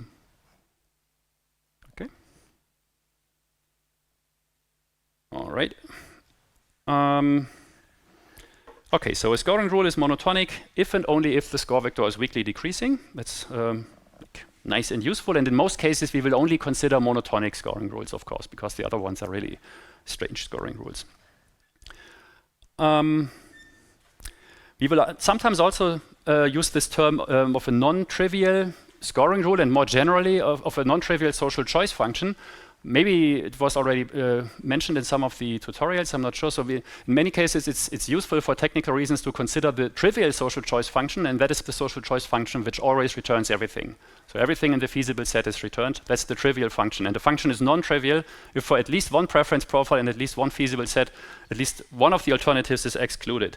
And for scoring rules, we can make this sure if they are monotonic by just saying that the score that we give for the highest position is strictly larger than the one for the lowest position. Because we know from this statement before that the score sequence is weakly decreasing, and this condition that S1 is strictly larger than S cardinality of A is only violated if all the scores are the same. And of course, if all the scores are the same, then always everything is selected. Okay. Now, one class of scoring rules that will be of interest for this characterization that we are heading towards is the class of composed scoring rules. So maybe let's first look at the definition. So we have some number k, and then we have an entire collection of scoring rules, f1, f2, f3. So all of these are scoring rules which have some underlying score vector. And then the function is defined as follows. So we have f of r comma a is f1 of r comma, and then we are applying f2 to the resulting, so then the feasible set is whatever f2 returns. So if you pass this slowly, you will realize that what we are doing here is that we are applying this function fk first. Okay, so this is a scoring rule. We identify the winners according to fk. And then we use another function, fk minus 1, in order to break ties between those winners. So a scoring rule is not guaranteed to have a unique winner, clearly. But there could be, even with borders rule, there can be many border winners. For instance, in the previous preference profile, every alternative was a border winner. And then we can use another scoring rule in order to break those ties. So that means we just compute the scoring winners just among this set of winners from the previous rule. Okay? And then we get a smaller set. Maybe it's a weakly smaller set. It could still be the same set. And then we apply another scoring rule in order to break ties. And this is how composed scoring rules are defined. So they are just like a sequence of scoring rules that are defined to break ties more and more until eventually, hopefully, there's a single winner, but of course, it's not guaranteed. So you can have very symmetric preference profiles like the one that I've just showed to you, where the scores will always be the same for any scoring vector. But in many other cases, you will be able to break ties. So for instance, what you could do, you could have a rule, a composed scoring rule, which takes the border winners, and among those chooses the ones which have the highest plurality score. Okay, so that would be a composed scoring rule. Or you could have plurality rule, and you pick those plurality winners which are last ranked most often. Okay, so which is really strange because you don't want to have the ones that are last ranked most often, but nobody here said that composed scoring rules have to be monotonic. Yes?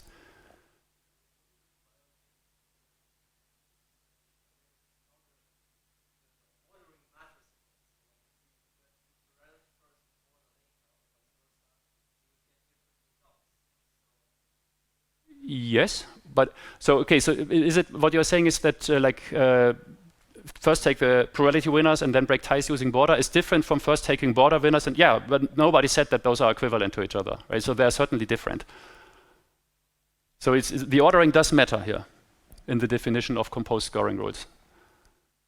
So of course, right, because if in the preference profile the set of border winners is disjoint from the set of plurality winners, which you can easily have, then of course breaking ties further and further doesn't make a difference because you are always the set of winners only gets smaller and smaller, right?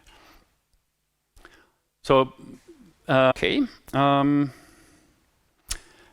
now we get to this really interesting axiom that is being used, which is the main axiom used in the characterization. And this axiom is called reinforcement. In some parts of the literature, it's also called consistency because hopefully it will remind you of some of the conditions that we had in the first couple of lectures. And the idea is as follows. So if we have one electorate, and then we apply a social choice function to this electorate, and then the social choice function returns some set of winners, including ABC, for example. Maybe some others as well. That's what these little dots are meant to depict. And then we have another electorate, so a disjoint one. So it's another set of voters, different from the first ones. And then we apply the social choice function to this other set of voters. And then it turns out that for this other preference profile on a disjoint set of voters, they also have some set of winners, and A, B, and C are among of them as well. Okay, so these two different electorates agree on the fact that alternatives A, B, and C are among the best alternatives. And then clearly you can already see what this axiom requires or demands. So if this is the case, then if we take the union of these electorates, then the set of winners should be ABC, right? Because that's exactly where these two electorates agree on. So the implication is if we merge these two electorates, then the set of winners should be ABC. You could imagine a weaker version where you just say ABC should be among the winners, maybe some other alternatives as well, but the way how this axiom is defined is that if the set of winners in two different electorates has a non-empty intersection, then the set of winners in the union of these two electorates should be exactly this intersection. So a social choice function satisfies reinforcement if for some feasible set A, which we are not going to vary, so it's not important at this point. And we have two different preference profiles, and of course these preference, or this is an important condition, the preference profiles have to be disjoint. Then if this intersection here is non-empty, so left-hand side is non-empty, refers to this intersection here, just like in the figure, then the set of winners from the union of these two electorates should be precisely this intersection, okay, just like in the example. So it's really a very intuitive axiom because it's really just saying that if we, let's say we do an election here and I split up the class into two halves, like splitting it doesn't even need to be the same size. And then we use the same social choice function in one half, and it turns out that alternative A is the winner, and then we use it on the other half, and it also turns out that A is the winner. Then this reinforcement condition would say that if we apply the social choice function to the entire class, then A should still be the unique winner, even in this case. And then there are some boundary cases where the set of winners contains more than one alternative, and where it would exactly behave like in the figure here. Okay, so here this is just paraphrasing of what I just said. And the nice thing is, so maybe before we get to alpha and gamma, is let me emphasize that this is a very influential condition in social choice theory. So it was invented relatively late. If you think about the fact that arrow is from the 50s, so arrows impossibility is quite an old theorem. I think it's somewhere in the 70s this condition was introduced, and then it was used in many characterization results. It has been really quite influential because it's such an intuitive and nice condition. And if you heard about this condition for the first time, it hopefully reminded you of gamma, right? But now it's really like you have to make exactly sure how these two things differ, because for gamma we also said if some alternative is selected from two feasible sets, it's also selected from the union of these feasible sets, right? So it had almost exactly the same flavor, but the difference is the set of voters was the same. It's only the feasible sets of alternatives that we changed here. Okay, so that's why I'm saying it's an analog condition, or it has the same kind of flavor, but it's still a different condition, because in one condition we are varying the set of voters, whereas in the other one we are varying the set of feasible alternatives. But in order to make this precise, so let's look at alpha and gamma again. So it's some lectures ago I gave you this nice like version of alpha and gamma. So the conjunction of alpha and gamma, I think it was by Schwartz from the 70s, can be written nicely like this. So if X is contained in the intersection of these two choice sets, so now here the feasible sets are varied, so A and A prime, then X also has to be selected from the union of A and A prime. Okay, so here we're taking the union of feasible sets. So the direction from left to right is gamma, and the direction from right to left was alpha. So I've showed you this like a couple of weeks ago. And so here an important boundary condition is that it has to hold that X is contained at the intersection of A and A prime.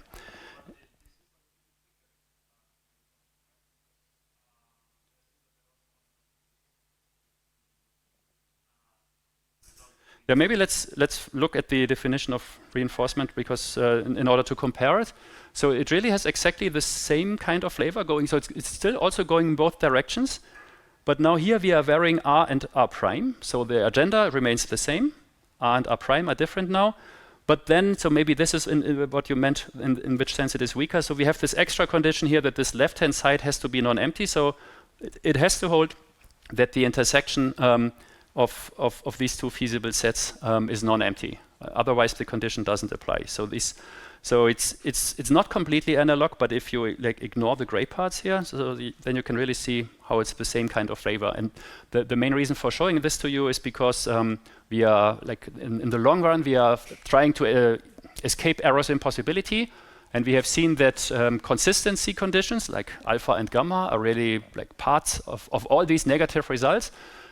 So one way to interpret this escape route is to replace the consistency condition with reinforcement, which has the same kind of flavor, but it's just varying the set of voters rather than varying the set of alternatives.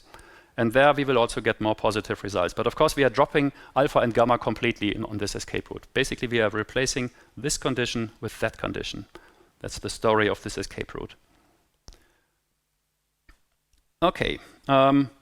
Now let's show this result that I already mentioned a couple of times. So it was proved by Peyton-Young. It's really one of my favorite results in social choice theory. Actually, it was proved independently by Peyton-Young and also by Smith in the early 70s. So there are two papers that roughly came out at the same time in a slightly different context also. So they didn't know about each other, but they basically proved the same characterization of scoring rules.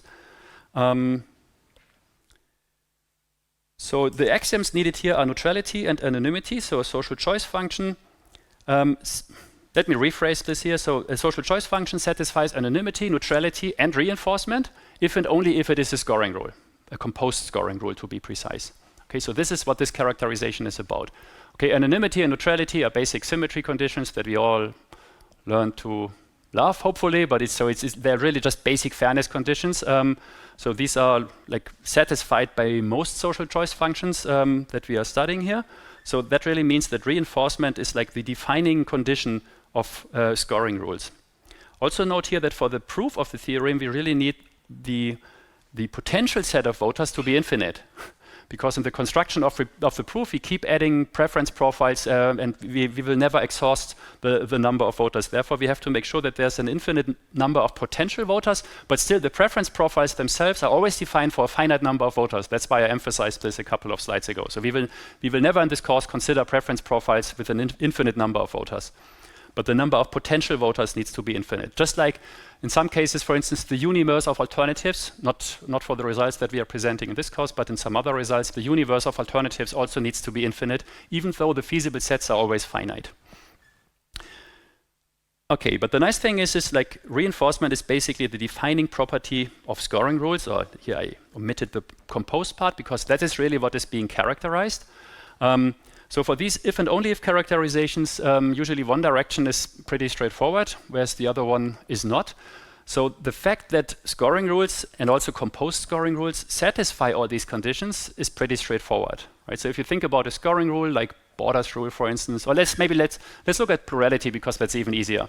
Okay, plurality satisfies anonymity and neutrality that we know already. It also satisfies reinforcement. If you have two different electorates, and then there's an alternative which has the highest score in both of these electorates.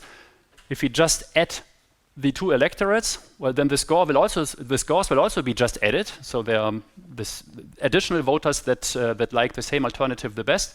And therefore, any alternative that has a maximal score in each of these electorates will also have a maximal score in the union of these electorates. And that not only works for plurality, but for any scoring rule.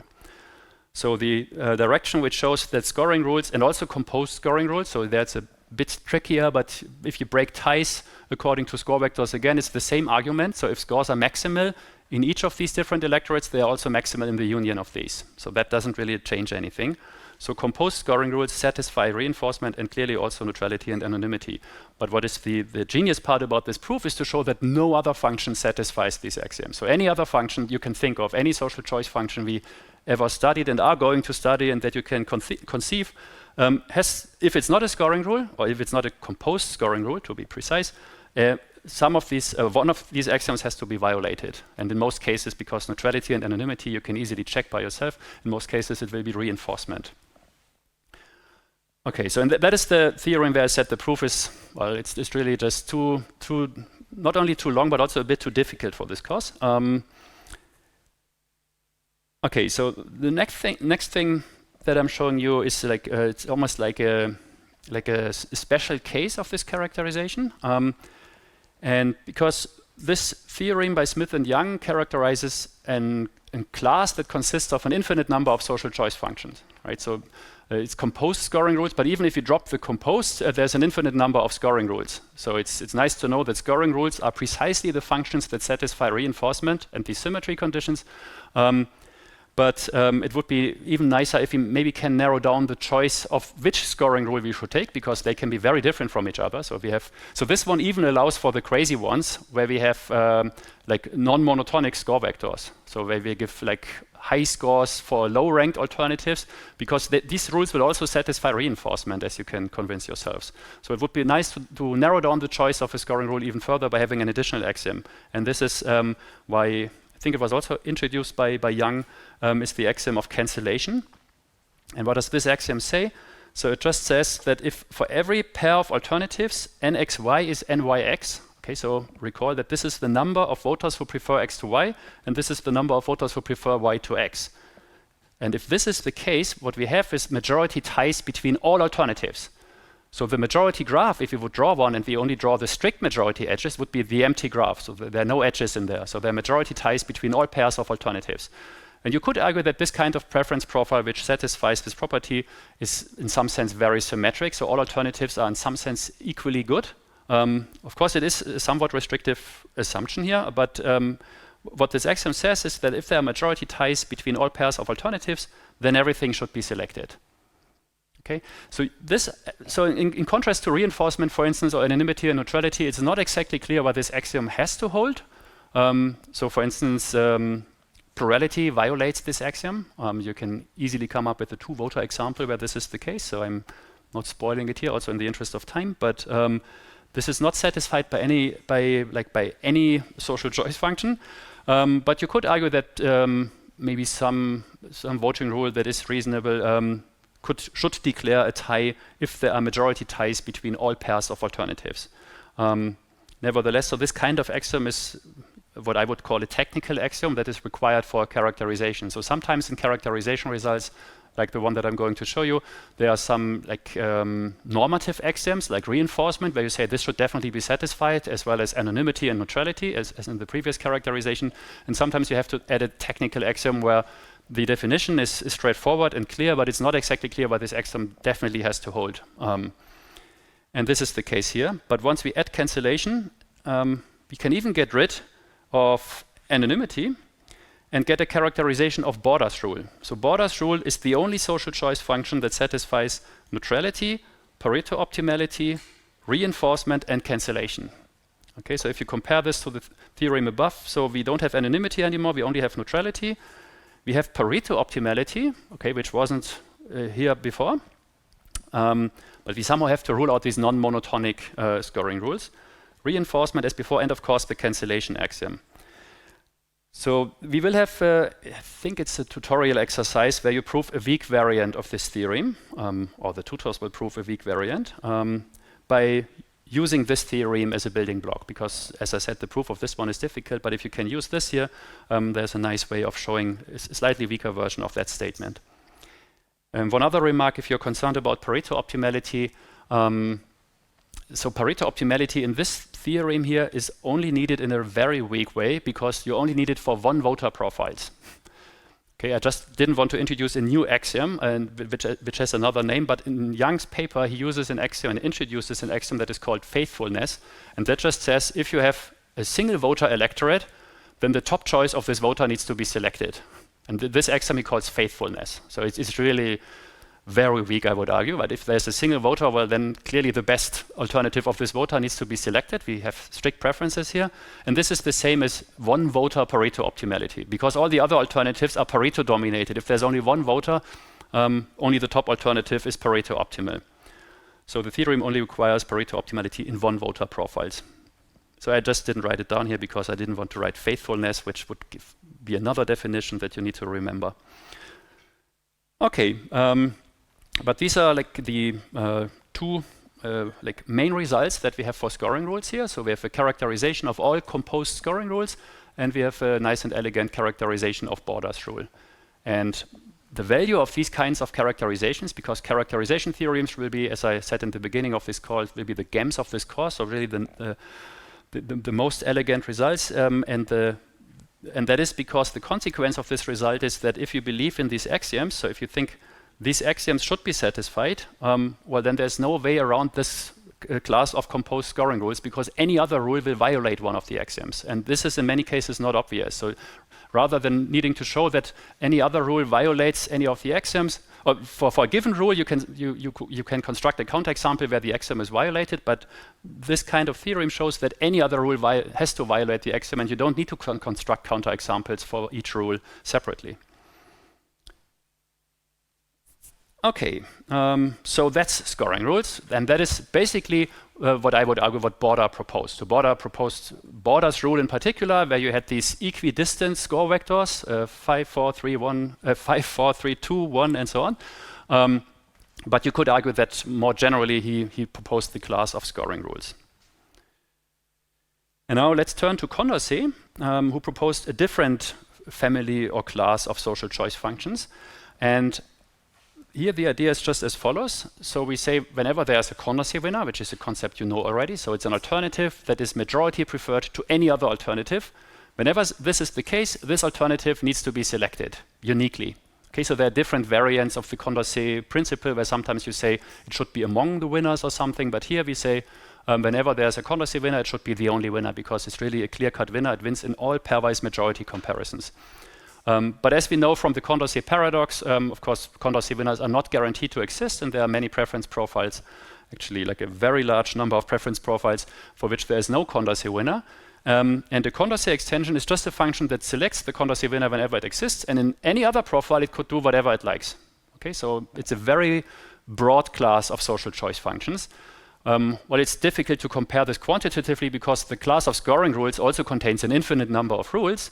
But I would argue that the class of Condorcet extensions feels larger because there are so many different things you can do in the absence of a Condorcet winner, whereas scoring rules will always be about adding scores for different ranks and then picking the alternatives that have maximal score. So both of these classes contain an infinite number of rules, but with Condorcet extensions, there are many different things you can do. And this is basically what we will look at on this slide here. Different things that you could do if you want to define a Condorcet extension. And since this family of rules is so extremely large, there's a classification scheme for Condorcet extensions that was introduced by Fishburne that is quite useful to distinguish between different classes there. And this is called the C1, C2, C3 distinction. And the first class that Fishburne considered is the class of C1 functions. Okay, C1 functions are functions for which the output only depends on majority rule. Okay, so this is like, I think, the intuitive way of saying this. If you break this down formally, you would say that if you have two different preference profiles, they can be very different from each other, but these two different preference profiles give you the same majority relation, then the function, the output of the function should also be the same for these two preference profiles. Okay? So the output of the function only depends on the majority relation. And so I think I said earlier in this course, when we drew these figures of the majority relation, that for a large part of this course, so starting next week, I think, we will look for many weeks at functions that only take these majority graphs as an input, and then we will have different ways of finding best alternatives in the absence of a Condorcet winner. If there's a Condorcet winner, this winner only has outgoing edges, so we take this one. If there's no Condorcet winner, you can imagine many different things that you could do. Maybe just here as an example, so if you want to define a C1 function that only takes the majority relation into account, and that also is a Condorcet extension, what could you do, for instance? So if there's a Condorcet winner, you have to take the Condorcet winner. What would be a natural extension of this principle? If you don't have a Condorcet winner, you want to take something that maybe is almost as good as a Condorcet winner. Any ideas of what you could do? Yes?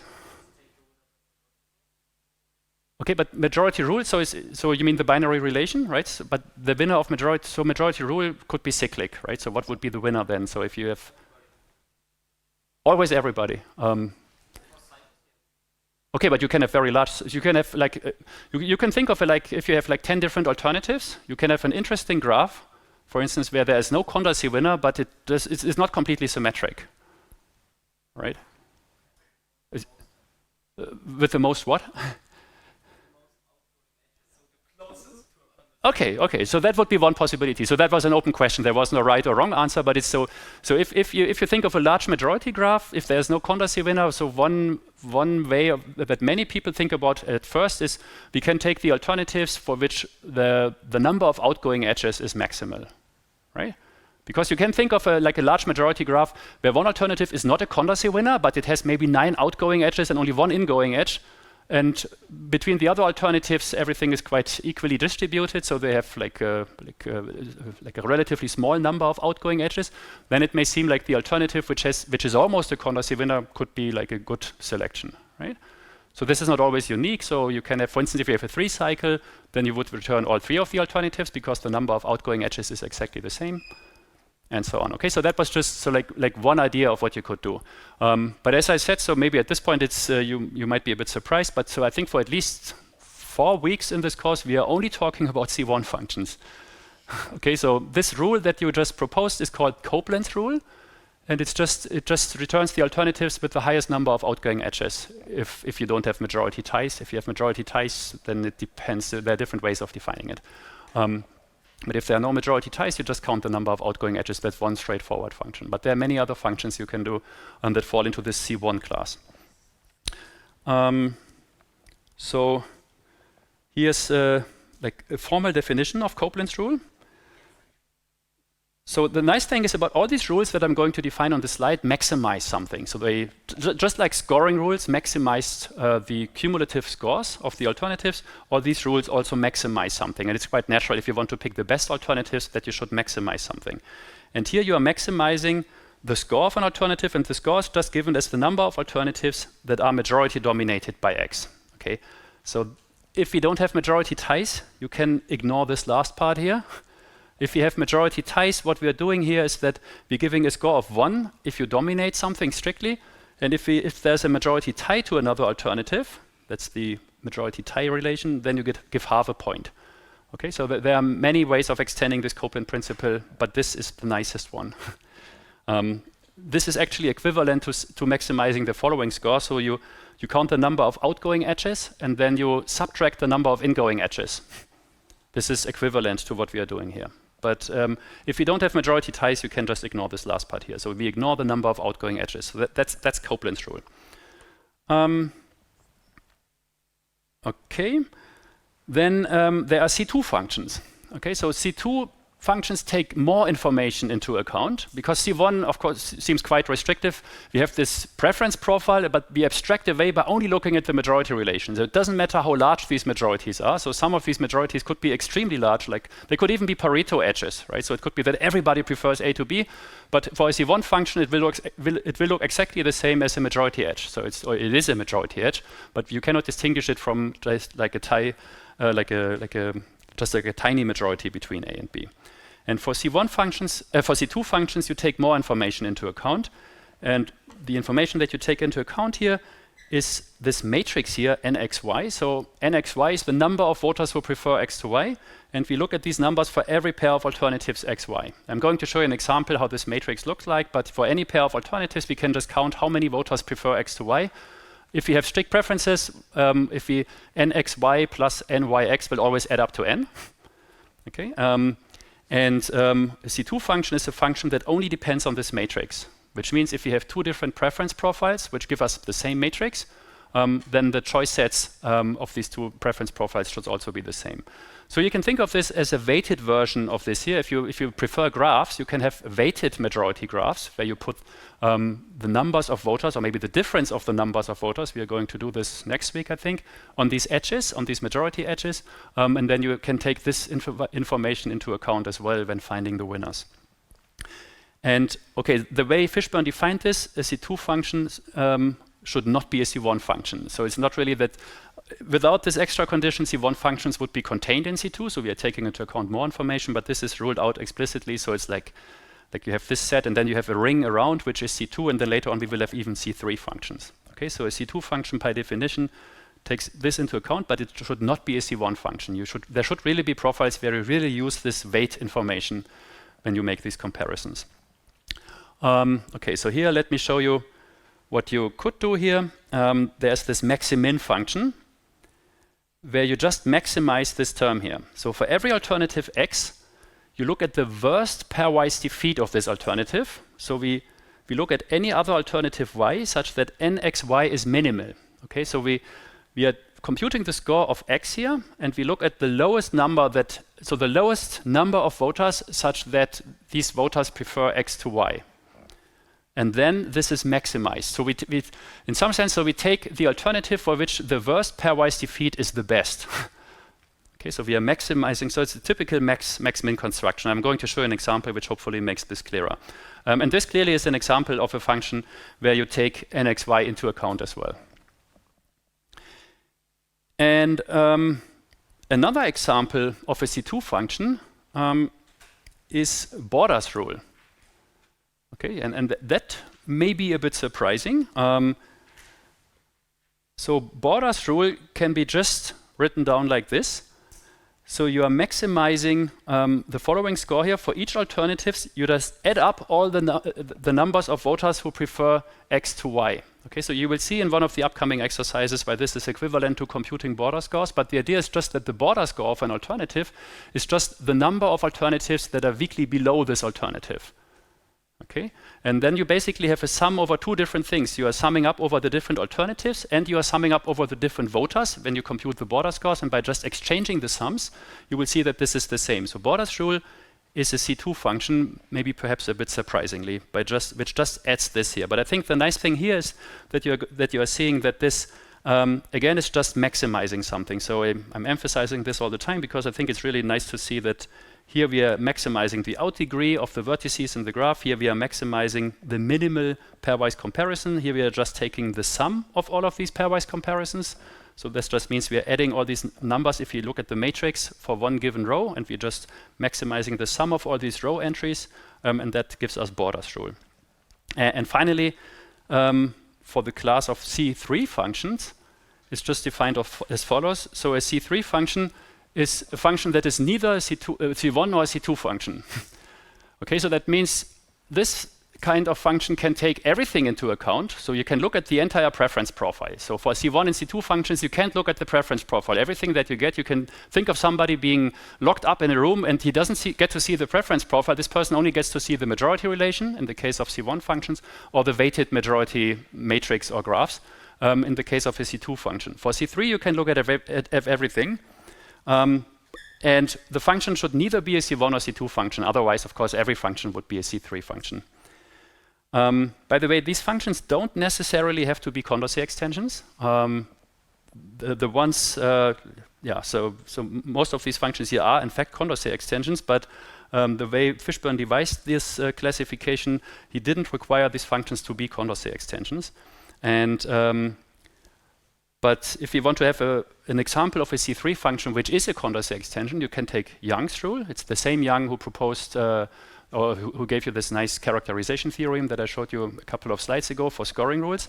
He proposed a rule where you say that if there is no Condorcet winner, you try to delete the lowest number of voters until there is a Condorcet winner.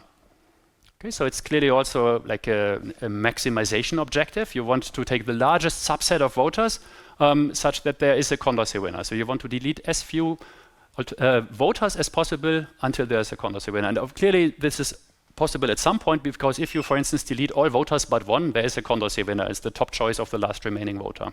Okay, so this is a well-defined function. I'm not writing it down formally because it would be really tedious, but I think intuitively it's clear what's happening here.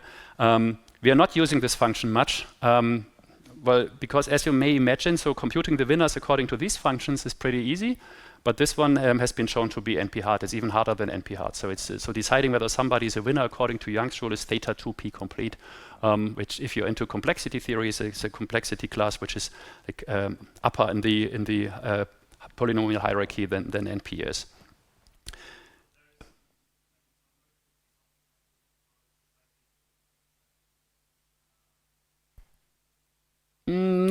So decisive groups have only been defined for pairs of alternatives.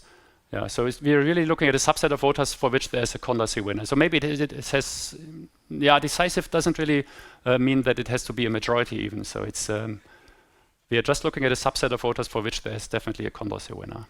And it should be the largest subgroup or the lowest number of voters that we are omitting. Okay, and for the rest of today's lecture, I just want to show you an example, which is this preference profile, for which you identify what are these different winners here. Okay, so what are the winners according to these 4 different rules? Just to show you the wide variety of Condorcet extensions that there is. Okay, and for this I have prepared something because, well, here you can see what these definitions are. This is the preference profile. First function, Copeland's rule. Okay, so Copeland's rule only depends on the majority relation. Here I drew the majority relation to save some time. So we have 4 different alternatives. The red edges are the majority edges. Okay, so 3 out of, so there's, maybe let's write this down as well. So the total number of voters is 5 in this preference profile. Okay, so there are 5 voters here. 3 out of these 5 voters prefer A to B. Okay, 2 of them prefer B to A. That's so by these 2 numbers, so the 2 edges that correspond to a pair of alternatives, they always add up to 1. There's a majority who prefers A to B. There's a majority who prefers D to A. So there's even 4 out of 5. So that means these 2 columns of voters, 4 out of 5 prefer D to A, and there's only 1 voter who prefers A to D. Okay, so the red edges are the majority edges, and this is the matrix here, the NXY matrix. Okay, so here we just write down the number of voters who weakly prefer X to Y. That's why we have these gray 5s on the diagonal, because, well, everybody prefers A to A and everybody prefers B to B, so these are not really interesting numbers. But here, 3 voters prefer A to B, and 2 voters prefer B to A. And these numbers here always add up to 5. Okay, so if they're on opposing positions here in this matrix here. Okay, so this is almost like a skew-symmetric matrix. Okay, so but these representations will allow us to compute these functions. C1 functions can only depend on this unweighted graph, so we have to ignore the numbers here. It's only the edges that are important. And C2 functions can depend on this one here. So how about Copeland? So does anybody see what would be the Copeland winners in this preference profile? Okay, so of course it helps a lot that we can look at this graph. So if you only look at the preference profile, it would be a bit tedious. But for this graph, we only need to look which alternatives have the highest number of outgoing edges. Yes? Okay, A and B, so let's check. So A has 2 outgoing red edges, B has 2 outgoing red edges, D has only 1 outgoing red edge, and C also has only 1. Okay, so the Copeland scores, as they are sometimes called, would be 2, 2, 1, 1. Okay, so 2 for A, 2 for B, and C and D have only a score of 1. Okay? Is this clear? So in the definition here, we also needed to take into account majority ties, but there are no majority ties here. So we have an odd number of voters with strict preferences, so we can ignore this part of the definition. We only count the number of outgoing edges. So here, maybe let's write down this, or maybe let's write down the score here. 2, 2, 1, 1. That's the number of outgoing majority edges. Okay? And therefore, the Copeland winners would be A and B.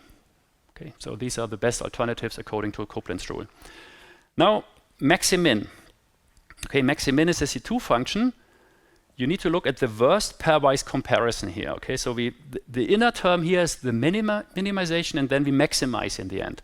But using this matrix representation, this can be done very nicely, because that means for every alternative, we first identify min nxy for all other y's. That means for each of these rows, we look at the smallest number. Okay, and let's just mark those, maybe in orange here. Okay, so here it's this 1 here. Here it's 2. Here it's both of these 2's. And here it's also these 2's. Okay, and then we are maximizing here. So the maximin score of A would be 1. The maximin score of B would be 2, of C it's 2, and of D it's also 2, which means that the alternatives that we are selecting would be B, C, and D, right? Okay, great. Alternatives B, C, and D will be selected, and the scores are 1, 2, 2. Okay, for Borda's rule, so we have this miraculous representation of Borda's rule where we say we just really need to count So the weights on all the adjacent edges here.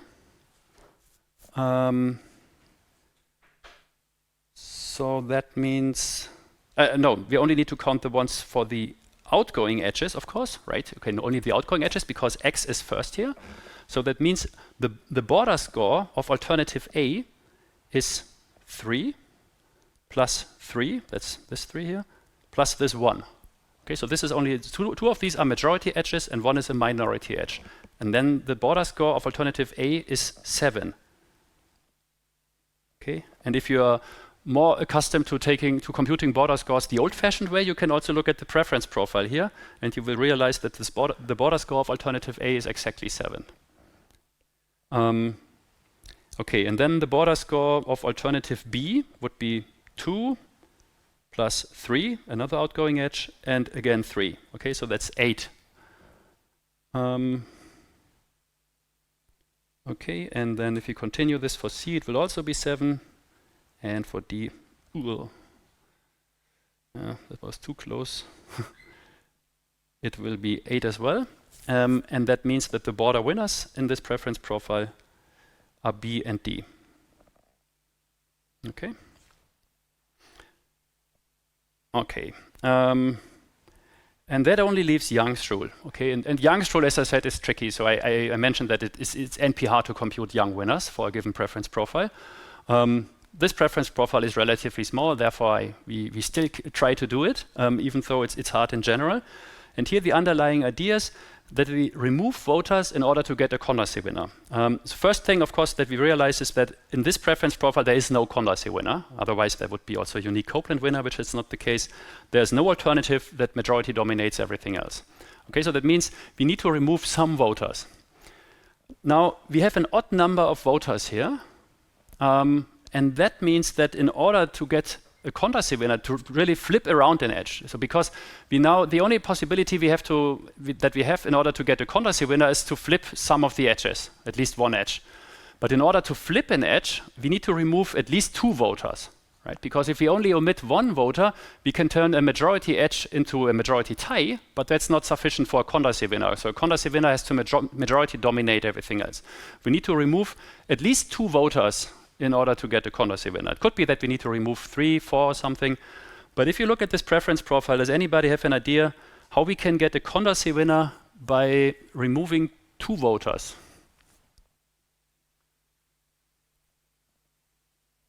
Okay, I give you some time for this. Yes? Ah, okay. Which gives more time for the others to think about this, yes?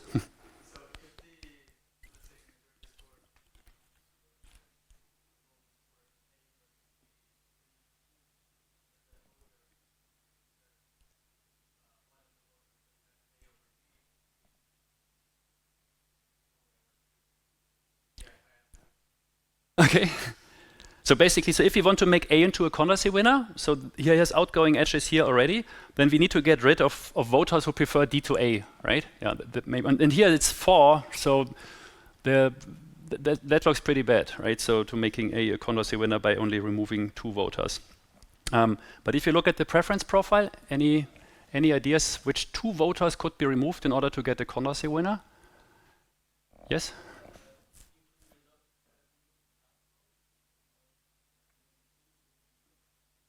Yes, exactly. So if we remove the last column here, so 2 of these, so these are 2 voters who have these preferences. If we remove those, so usually it's not easy to see a Condorcet winner, to identify a Condorcet winner by looking at the preference profile. But if this column is not there anymore, then 2 voters prefer D the most, and that's already a majority. Okay, it's even stronger than a Condorcet winner. It's like a majority winner. So majority of voters think D is the best alternative, and therefore clearly D has to be a Condorcet winner. And if you do this, so that means by removing 2 voters, you can make D into a Condorcet winner. So D has to be a Young winner, because as we convinced ourselves before, you have to remove at least 2 voters. We can do something similar by removing these 2 voters here, right? If we remove these 2 voters, then C becomes a Condorcet winner. If we remove this voter and one of these, same as before, then 2 out of the 3 remaining voters prefer C the most, right? So one of this column and one of this column. if you take one of this column and one of that column, the same thing works as well. So it's almost for any pair of voters that we remove, there will be a Condorcet winner in this simple example. In general, it will be much more difficult, but in this simple example, it works for almost any pair of voters. The only pair of voters for which it doesn't work is you remove one of these and one of these. Then, as you can realize, so it's a bit tedious, but if you think about the resulting majority graph, there will be no Condorcet winner. Okay, so and that means that by removing any pair of voters except one of this column and one of that column, we will have a Condorcet winner, and these Condorcet winners will always be alternative C and alternative D, the ones that are top ranked by these heavier columns in this preference profile here. Okay, yeah, so that shows that for this simple preference profile, there are two young winners, which is exactly alternative C and alternative D.